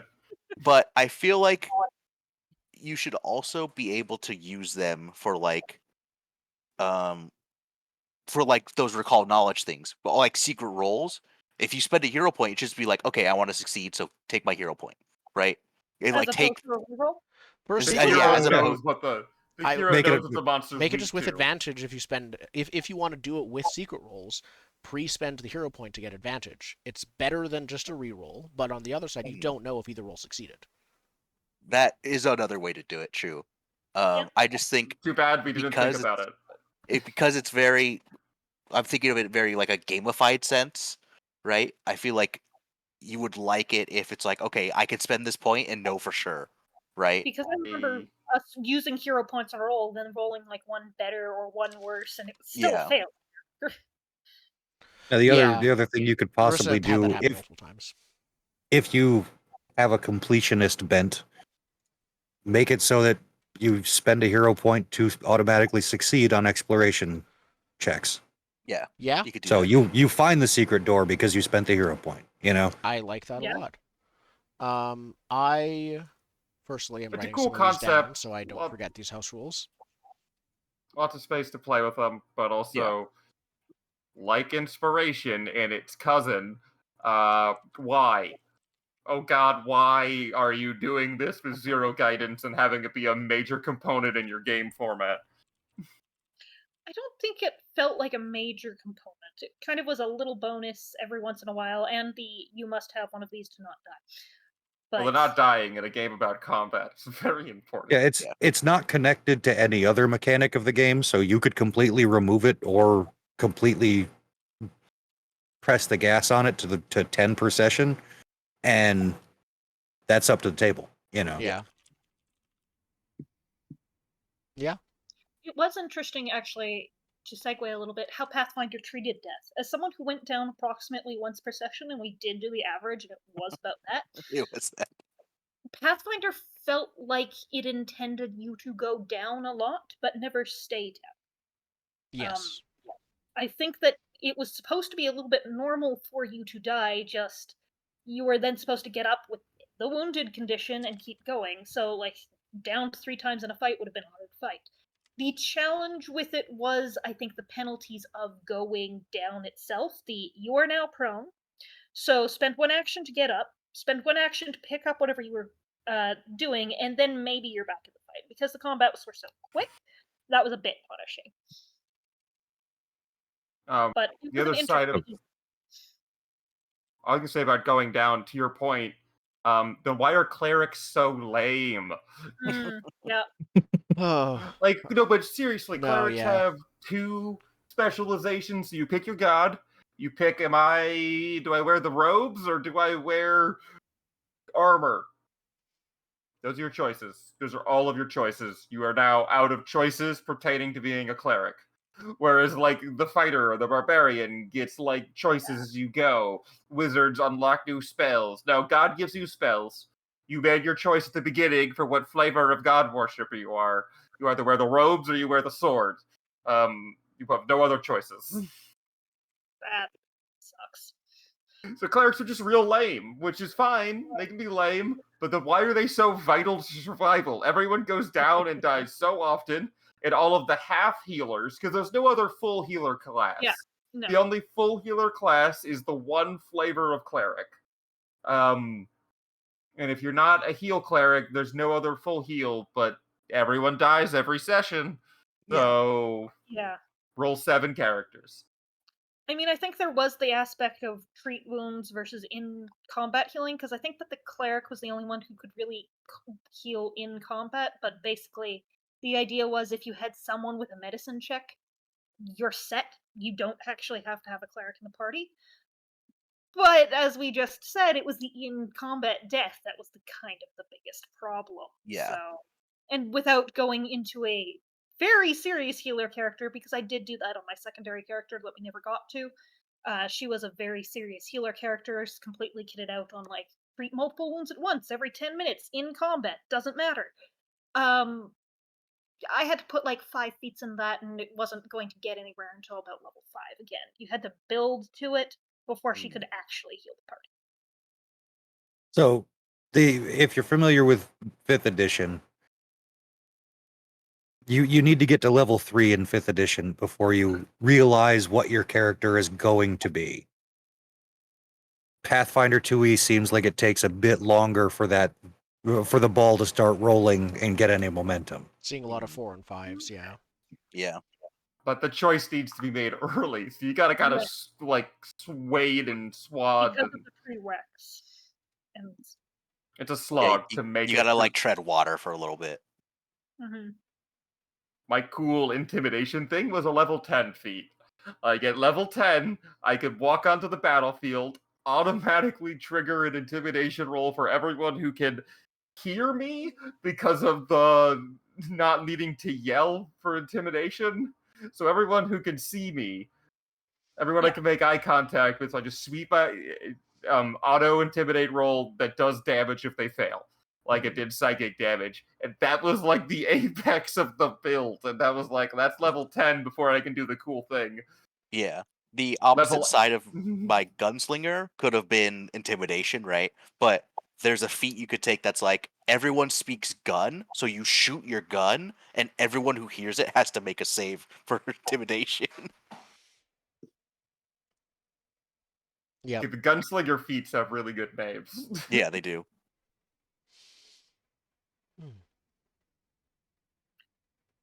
do we have any other thoughts about the various classes that we did play? Yeah. We talked a bit about gunslinger. Jordan, before you played a gunslinger, you did play a ranger who shot a gun, but still, Yeah, they were I was just technically a a ranger. Yeah, from what I saw of ranger, I like how it's not like a magic ranger. From what I remember, right? Like I think you could choose to get some spells later, but you weren't like a magical person, right? Even though I was a bear dwarf man. But because I went the animal companion route, I do like how you could either spec more into that, or I think there's also a way you could get like another animal companion. So you could either have one really good one or a couple like okay ones. Mm-hmm. But yeah, both my characters were shoot, reload, shoot guys, and then the dwarf band was just like, I said bear. Oh, you forgot. Really? You were an expert in underwater, Underwater underground lakes, specifically, and underground swamps. waterways, underground waterways. Subterranean aquatic expert. With the bear, at least, I'm really curious to know what guidance there was in the Pathfinder book about what happens when you're not commanding them in combat. Because we kind of just Oh. house rolled of narrative, which I think makes perfect sense. But I'm curious what Oh, Pathfinder would have expected us to do. Just bear stands there and get hit. Bear always flees.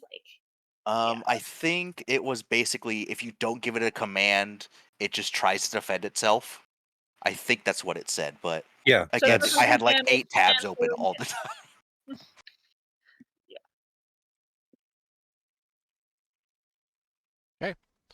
Yeah.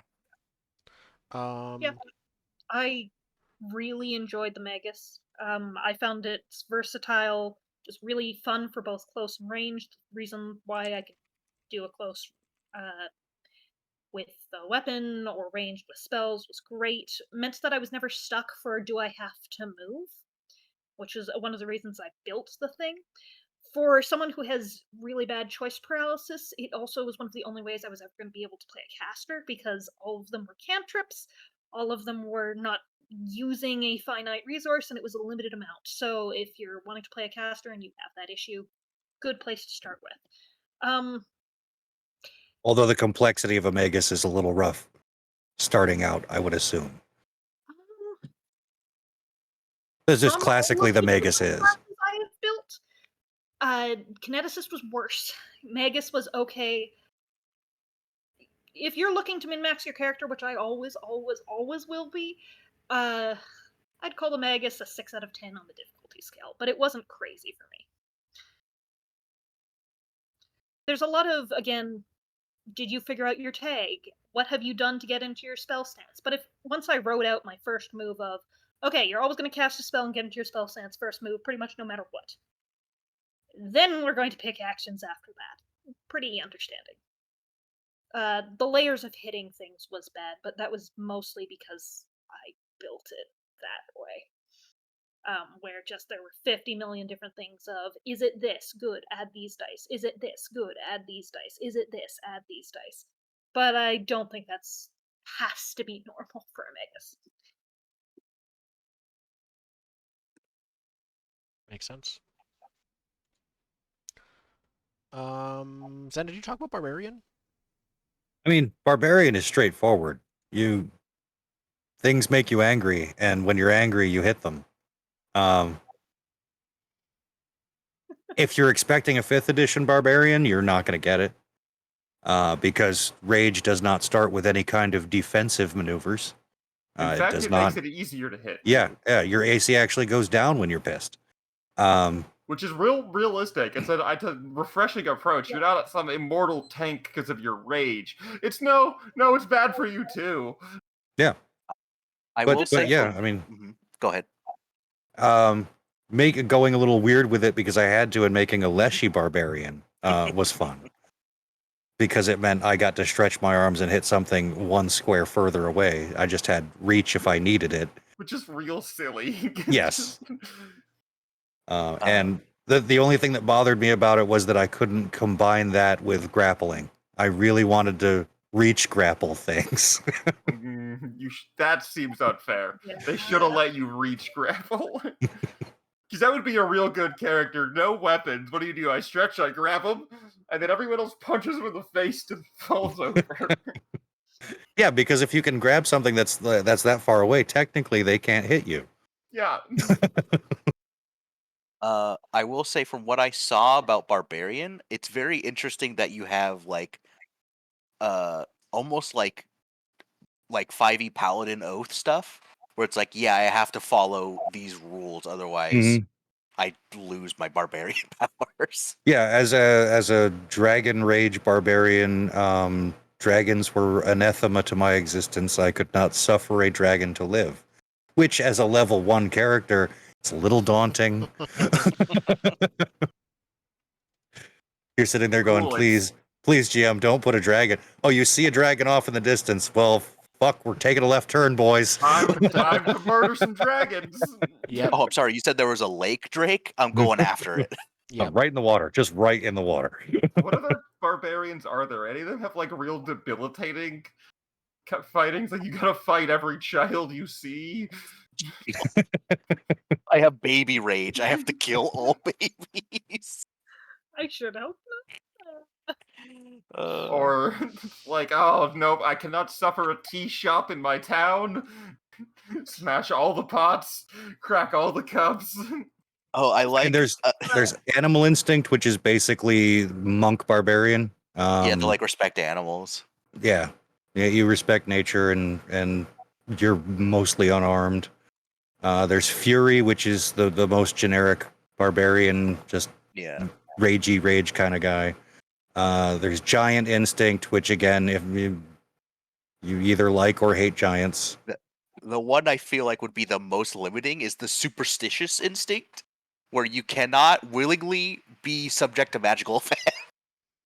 Yeah, it's I Good, hate that's a all really good wizards. one. Anti-wizard barbarian is really good. Well, the But problem if you're relying on magical healing, not so great. No, I think Because it's you can still funny. drink potions. You punch, you knock out the cleric every fight. It's just the cleric doesn't heal you until you're unconscious. That's Yeah, what happens. And then you get to mid-level and someone's like, let's teleport to the next city. The barbarian's gonna walk. But that also makes the AC problem that much worse. If you can't be healed with magic without murdering the cleric, and your AC goes down, what do you? But if any of your enemies are buffed with magic, you hit them harder, which is kind of Yeah. nice. Ooh, yeah, You have wizard. more bonuses to your saves against magic. All right, actually, that sounds like a fun. I would have fun playing that character, the anti-wizard barbarian. I'd have so much fun. On a tier list, it is the most suboptimal thing you can do. But Of course, the most it- interesting one is, of course, the suboptimal choice. That is, as Pathfinder goes, as expected. Much like my favorite wizard class. I don't know if they have it in second edition. The first edition wizard class I liked the most was the gun wizard. You had the School of Gun was your magic school. Worst wizard choice. Coolest story, worst wizard.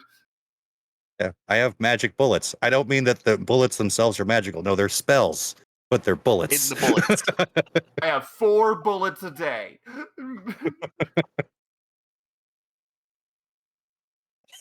like if a wizard's like, yeah, that's a really interesting way to explain how magic works. And they go, no, that's literally how my magic works.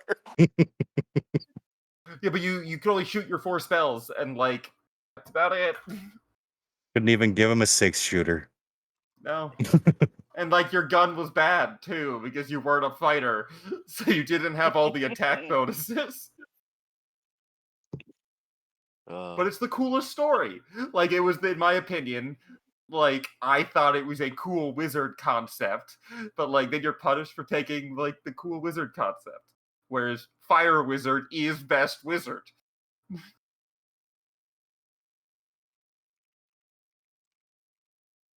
I'm ranting too much about Pathfinder. Yep. So, all right. Like, to be fair, I played a lot of it, but that was our thoughts on the classes that you guys played.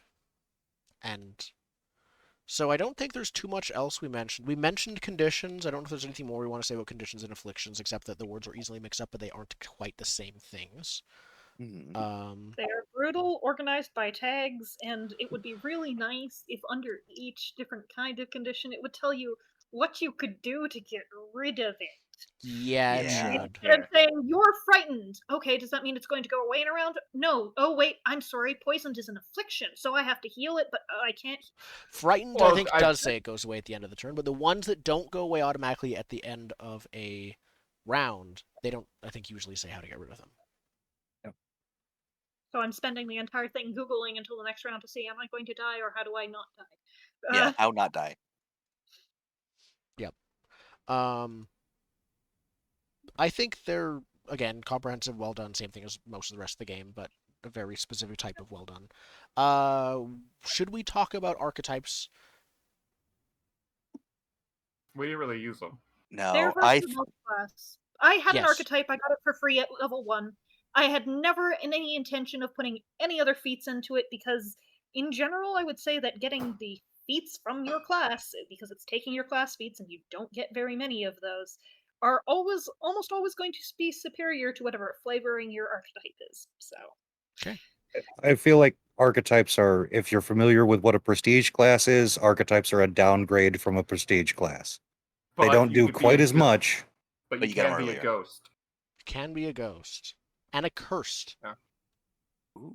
good for You flavoring. can also be a zombie, mummy, a ghoul. And You can have a any lot of those things are undead. great. I don't think they should be part of character creation. I think they should be something that GM hands you due to something that happened in the story. That's Yeah, fair. you shouldn't be And able to they're aim your commonly used that way.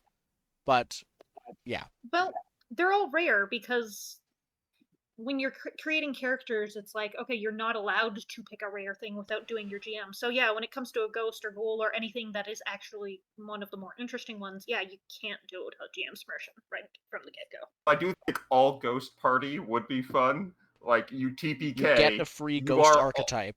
Plus no, but whatever else you can everyone, make. the whole party is just you are ghosts now. That's how it works. Actually, is there's oftentimes a free archetype rule, and some of the adventure pass, the other one I mentioned, used it as well. Basically, everybody gets either the singular or a choice of a select few archetypes that fit the premise of the campaign. The other adventure path I mentioned, you're going to magic school. They teach arcane and nature magic. So you either get the free wizard archetype or the free druid archetype. And with it, you get like free extra feats and free extra spells in addition to your normal character. They get these extra abilities because you're going to magic school and learning magic, and we're not going to make you make a class of 4 spellcasters. That would be bad. So your fighters can just be wizardly fighters, and your wizards can just be druidly wizards. The I really more like the idea of that. Not house ruled or Pathfinder, like archetypes were just not worth it. Yeah. I think that campaign part is already useful. sounds more fun from what you described about it, Ghosts. because it turns archetypes into a boon rather than like a The risky whole gamble. pre-made adventure is like, here's a bunch of extra additional stuff your characters can have. You choose which house your character wants to join, and then they have their own unique abilities and extra you can get. And as you advance in tier, you unlock like. There's your character, and then here's a free archetype, and then here's the custom stuff from going to school on top of that you get. It sounds like that one's more of a power fantasy, which I find hilarious considering you said there was like no combat in it. I don't think all of the stuff you get is necessary for the class research stuff is combat related, though I haven't looked into it that deeply to know it off the top of my head. They should have given me ungodly powers after we went down to the first level of the dungeon. Your fingers are tentacles, they can go through brains. Like, give me something horrifying. I think that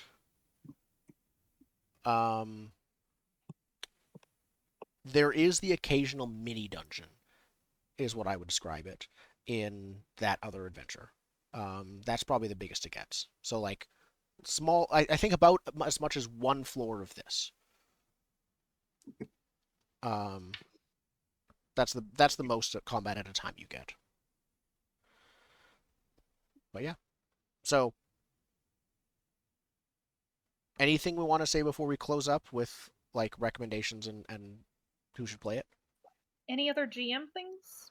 Not that we haven't already touched upon. I talked about secret roles, setting DCs. I talked about a bit already. There's a table with like PC level, and then depending on what is going on, it would either be the PC's level or most encounters have a set level.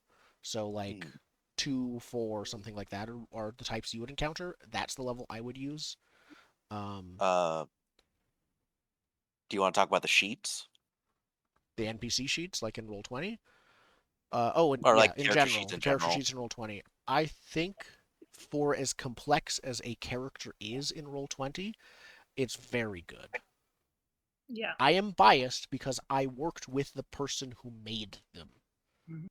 But, Yeah. you know. I've used worse sheets. I've made Especially- worse sheets. So have I. Especially with the conditions and afflictions and stuff, like the ability to press +2 on this and it'll just do it and it'll change all the mods rolls was so incredibly helpful. This was I probably couldn't Yeah. have the most used the conditions useful, without this sheet. Yeah. best created character sheets that I've used on Roll20 so far.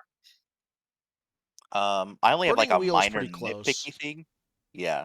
Like my minor nitpicky thing is if something's in your stowed items, you can't just drag it into your worn items. You have to like go into it and That's then go, okay, fair. transfer to. And that's definitely because of a tech restriction in Roll20 Yeah. itself, because they tried to do that and it had bugs galore. I tested Mm. those.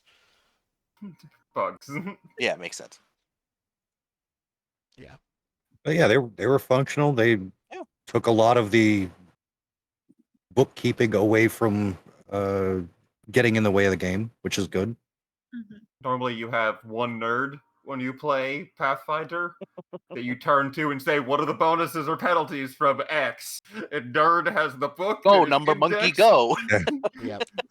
I know because I've done that at the table, where it's I have to remember everyone's bonuses, otherwise we're never making it through this room. Yeah. And I Mhm. do pity whoever has to be that person at the table. That's one of the things that I think if that person is expected to be the GM,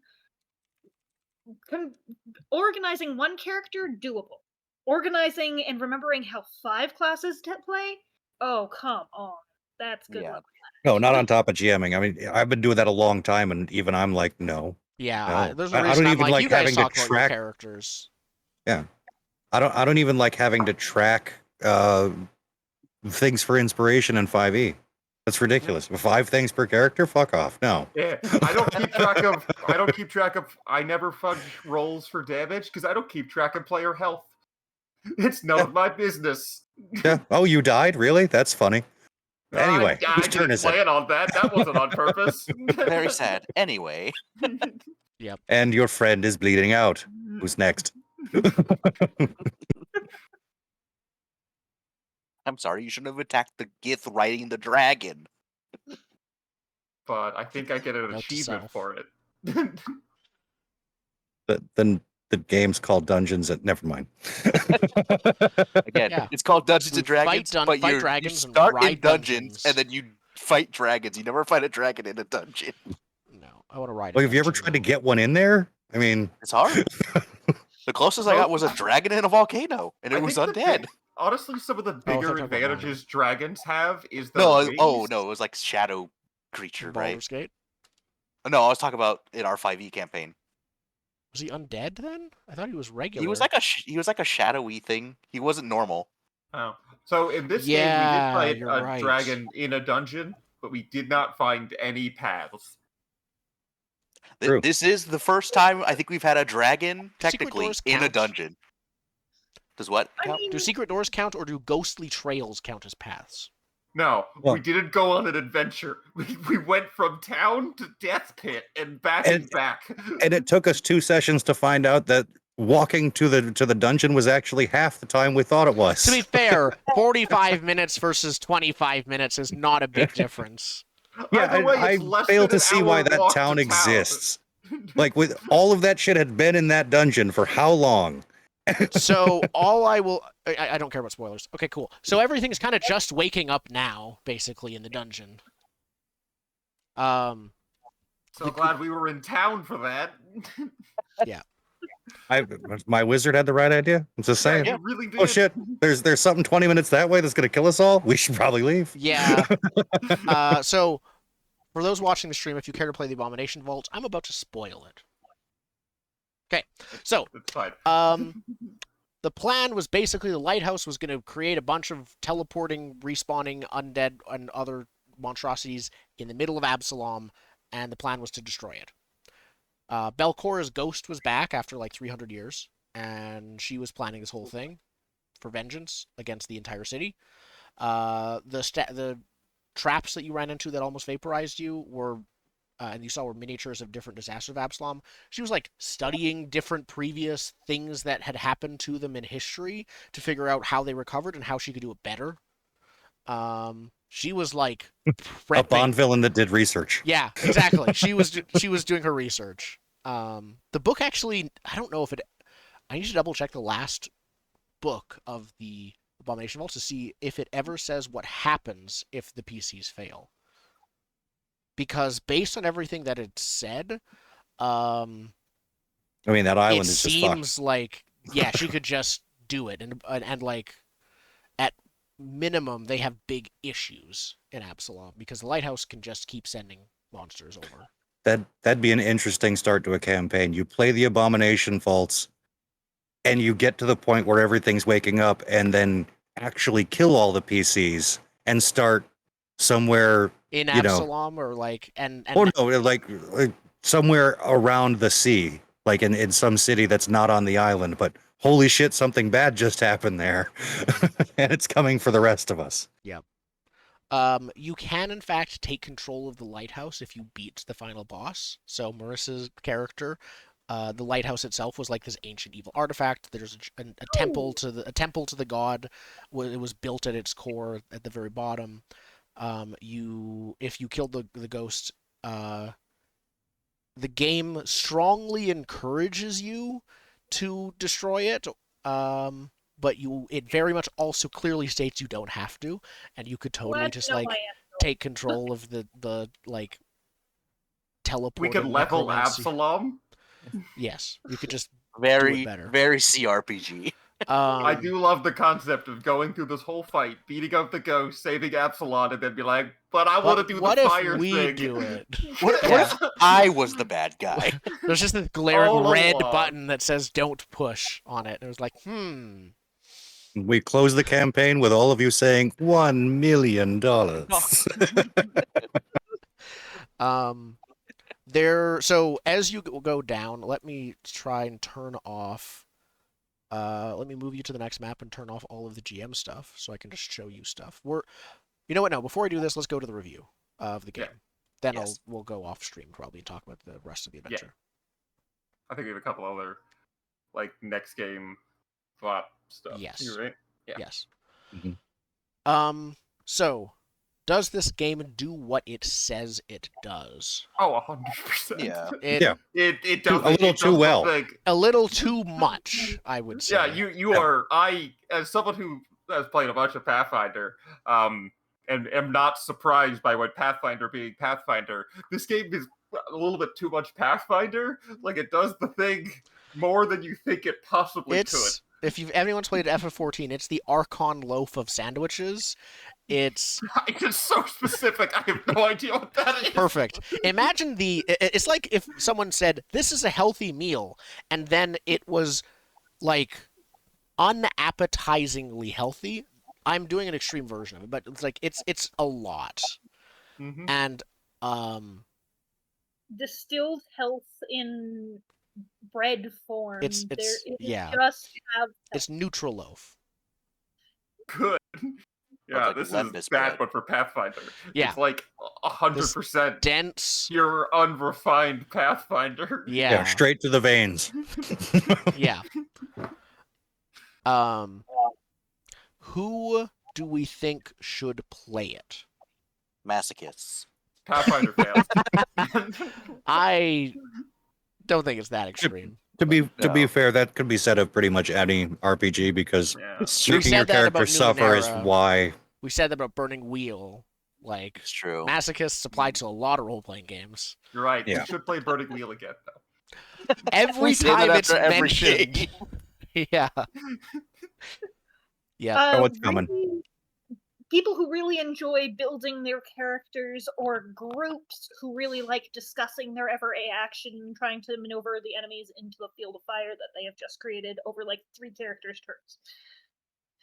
Yeah, like Yeah. if you like CRPGs but want to make your friends play a CRPG not on a computer, this is it. If you want to make your one nerd friend do all the math your computer was doing, Yeah. this is the game for you. If you are that nerd friend, you're gonna be in heaven. If you want to Yeah. build characters, this is the game for you, to be fair. Yeah. There is Yeah. there This are and other then- extremely good character builders. This is the most extensive one. The most Yeah. extensive if you don't want to have to flavor it yourself. True. There are yeah. There's games like that are GURPS. equally... Yeah, but Probably I mean, like also even, besides Burning Wheel. I mean, but besides, like, Burning Wheel is a case study of the other end of Mm. character creation, Where like this one is there's tons of character options, but you don't have to do any of the writing.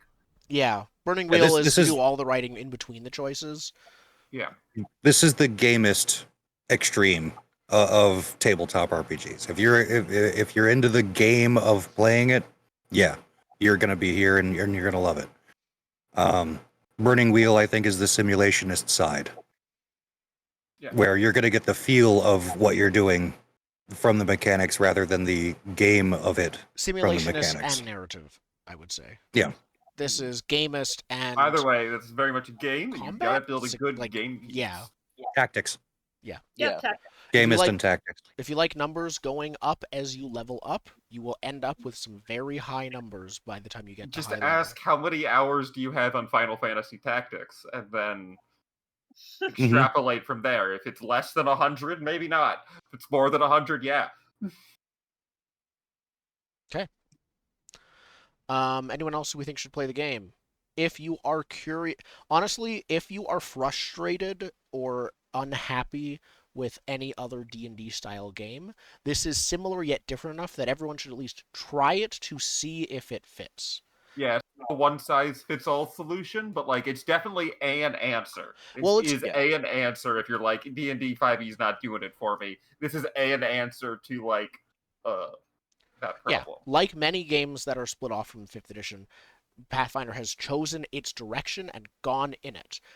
If D&D 5th edition is the directionless every fantasy game, then Pathfinder is 2nd edition is not that. It is a specific direction, and so try it to see if that's the direction you want it to go. Yeah, other Makes it a people little that bit should play better. this are game designers, because if you ever wanted to answer the question, what if every action in a game had a rule? They just This made is it. Yeah, this is the Is this the closest to a board game I've played that is still definitely a role playing game? Yes. Probably. I think so. I don't think there are other ones that are closer. The though only I'm thing curious. that Maybe, is, like- comparison is Gloomhaven, and that's coming at it from the Gloomhaven board game. is a board. Yeah, is coming. Yeah, Yeah, they're. it's the closest But board they're game so that close to yeah. each other that But they're reflections. They're reflections of each yeah, other. they're just. They're, Yeah. It's the painting with man and was the God starting reaching point. for each other. Yeah, it was the starting point that was the difference between Gloomhaven and this. Yeah. Gloomhaven started as a board game. This started as an RPG. and they Mhm. play about the same. Kinda. Yeah. Very similar. There's Less much fewer character character building options in- yeah, there's much better character options in Pathfinder as opposed to the kind of harsh looking character choices. Though I do in prefer the tactics in Gloomhaven. Gloomhaven on a turn-by-turn basis. Yeah, but you can't be a little mushroom. Play guy. both of them. Mash them together. See You know what happens. Port There's a- Gloomhaven into Pathfinder. Ooh. Or yeah, no, I would totally be down for that. There is a digital version of Gloomhaven. I don't know why we're advertising Gloomhaven now, but there's a digital version of Gloomhaven if you want to not have to buy a giant box for $100 and find friends who are willing to sit down for hours, multiple weeks a month. Yeah, to I do have it. friends that are doing Frosthaven right now, and they literally have bi-weekly Frosthaven Yeah, sessions. it's a D&D game basically, but as a Yeah. board game. And I definitely want to do Frosthaven at some point, but I'll probably wait till it becomes digital in a few years. Yeah, listen. We live in the 21st century. Play with yourself. Alone. In your room. Yeah, Pause. Frosthaven is also like a... Frosthaven, by the way, is legitimately a 25-pound game. Ugh. It's dense physically. You need to up your strength stat before you can actually play the game. Your strength stat, not your character's. Yeah. Yours. It's to get heavy. it out of the shop. Yep. Yeah. Okay. It's strength 13 minimum to remove this from the store. What is our overall rating for our experience with the game? Mm, For me, 7 out of 10. It was a good game. I loved building characters, but I'd probably get that same tactics high better from playing a video. I thought that same thing when playing first edition Pathfinder. I literally was like, I could play XCOM instead of this. So I did. I could be playing XCOM right now. 17 on a DC 22 roll.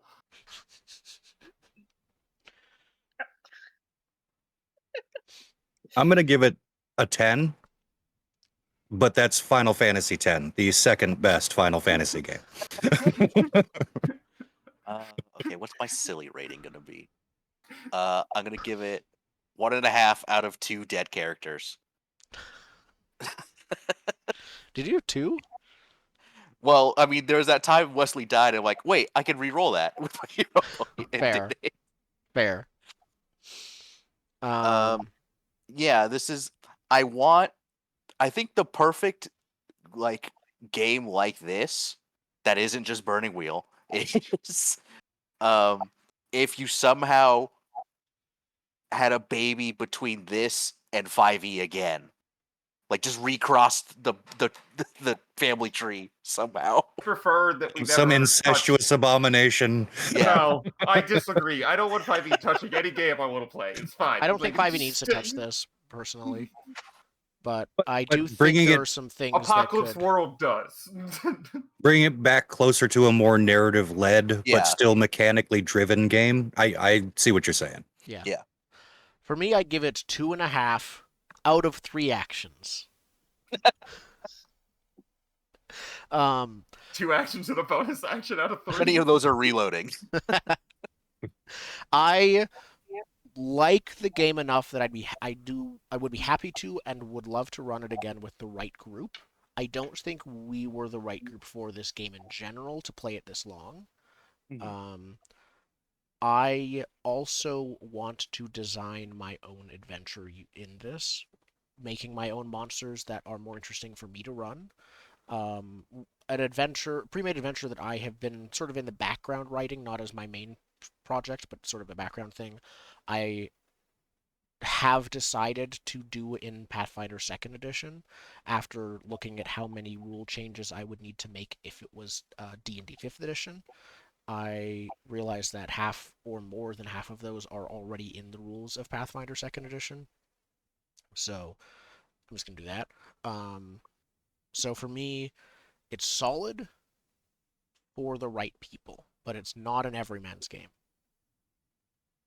Which is better. But with Makes it better. modularity, it can be. Like It can as be. with all of these games, every table decides which rules to enforce. Yeah, we intentionally tried to play rules as written, which is all of them. Every single one. But And you unfortunately, don't have to. Pathfinder has a lot of rules. Yes, but you don't have to. That's one thing that we haven't brought up before. Yeah, that's our review. 2.5 hours? No, I think about 2 hours since we actually went live. Not bad Yeah. for us. Solid. Okay. Thank you for watching. What are we doing? So we'll be down for roughly a month. We are moving, some of us, and then I'll be the last West Coast boy. Yep. We're not West Coast. You're Yeah, closer to the We're West Midwest. Coast. Yeah. Then we'll be back with probably Nobilis. That's the plan. Okay. Yeah. Perfect. Yeah, we're gonna get weird. It's Yeah. gonna get weird. You're gonna get I'm- real weird. I don't know if we're gonna get as weird as Numenera because I specifically drew upon Nobilis as one of my inspirations for Numenera, but it's gonna be close. I I'm was a gonna shark make man. me, so it's gonna be weird. You're I'm, gonna I'm mean, definitely even- also making me, so Even if it's not conceptually weird, I'm gonna make it at least uncomfortable. perfect. Oh, Actually, excellent. we don't have to do anything. The book art alone. The deviant art. Nobilis is a great game with a folktale-esque language, which means it's hard to get into, and a very specific art style in this specific edition of the book, which is also hard to get into. So And that art style only exists because of some problems during publishing. Like Yes. that's not. it was I still help we think the need book art. is. Yeah, I still think the book is one of the most beautiful ones to put on your coffee table, as far as game books go. I haven't seen the outside of the book actually. It's written in prose to a certain extent, So you actually do have to read all of the backstory stuff before you actually get to the mechanics. So you understand the speech patterns and style. I do kind of like that. Either way, that's the concept. But yeah, we basically all play, well, let's just call them gods. You'll be gods of certain Basically, things. We're concept gods. Yes. You will have authority over one fundamental piece of reality, whether that be hope or fire or whoopee cushions. I might go with. I was going to go with dreams. I still will probably go with Clown dreams. school dropouts. Can I just be in charge of clown school Hunger. dropouts So specifically? you want to be the power of juggalos? I didn't say that, but sure. Ping pong balls. The color orange. I want The to be. memory of the color orange. Yeah. I want to be the god of Schadenfreude. That's all I want. Schadenfreude. Schadenfreude. Perfect. That feeling you get when someone you don't like is in a bad position. Deja vu would be a fun one. Ooh. Yeah. And all of these choices you're going to make for your characters are just going to make it conceptually impossible to play because I know you people. It'll be great. Yes. You're just yes. gonna Be give it. fine. You're gonna give us all ropes, and we're gonna tie ourselves into knots. That's how it's gonna work. Yeah. I think we'll be tying ourselves into nooses. Probably. I don't know how easy. I'm gonna pick like exploding blood or something. I'm gonna blow my own blood up. This is one of the games where I kind of want my character to die because the idea of a concept dying and then not having to play in a world as a different Without character the where there's concept. not just like That only happens if the Imperator dies, and then all of your concepts are going away. Yeah. So if we die, we're fine. quest used to be to kill the Imperator. There's a lot of options. Yep. Imagine losing the ability to remember the color orange. What is this? It So- would be. It didn't exist in the first place and never had. So no one's So- ever remembered the color orange. Yeah. Oranges have Yeah. just become invisible, basically. When like. You can see them, but that's It goes back. It goes back to that. What did orange used to be? Light red. Because orange wasn't always a color until we found the fruit. That's a distinct color, yeah, until we found it naturally occurring. Color psychology is a very interesting field. It's very interesting. There's a lot going on with We will be back in a month, roughly, with Color Psychology, the role-playing game, apparently. Yep. Okay. Thank you, everyone, for watching. Fuck me. it.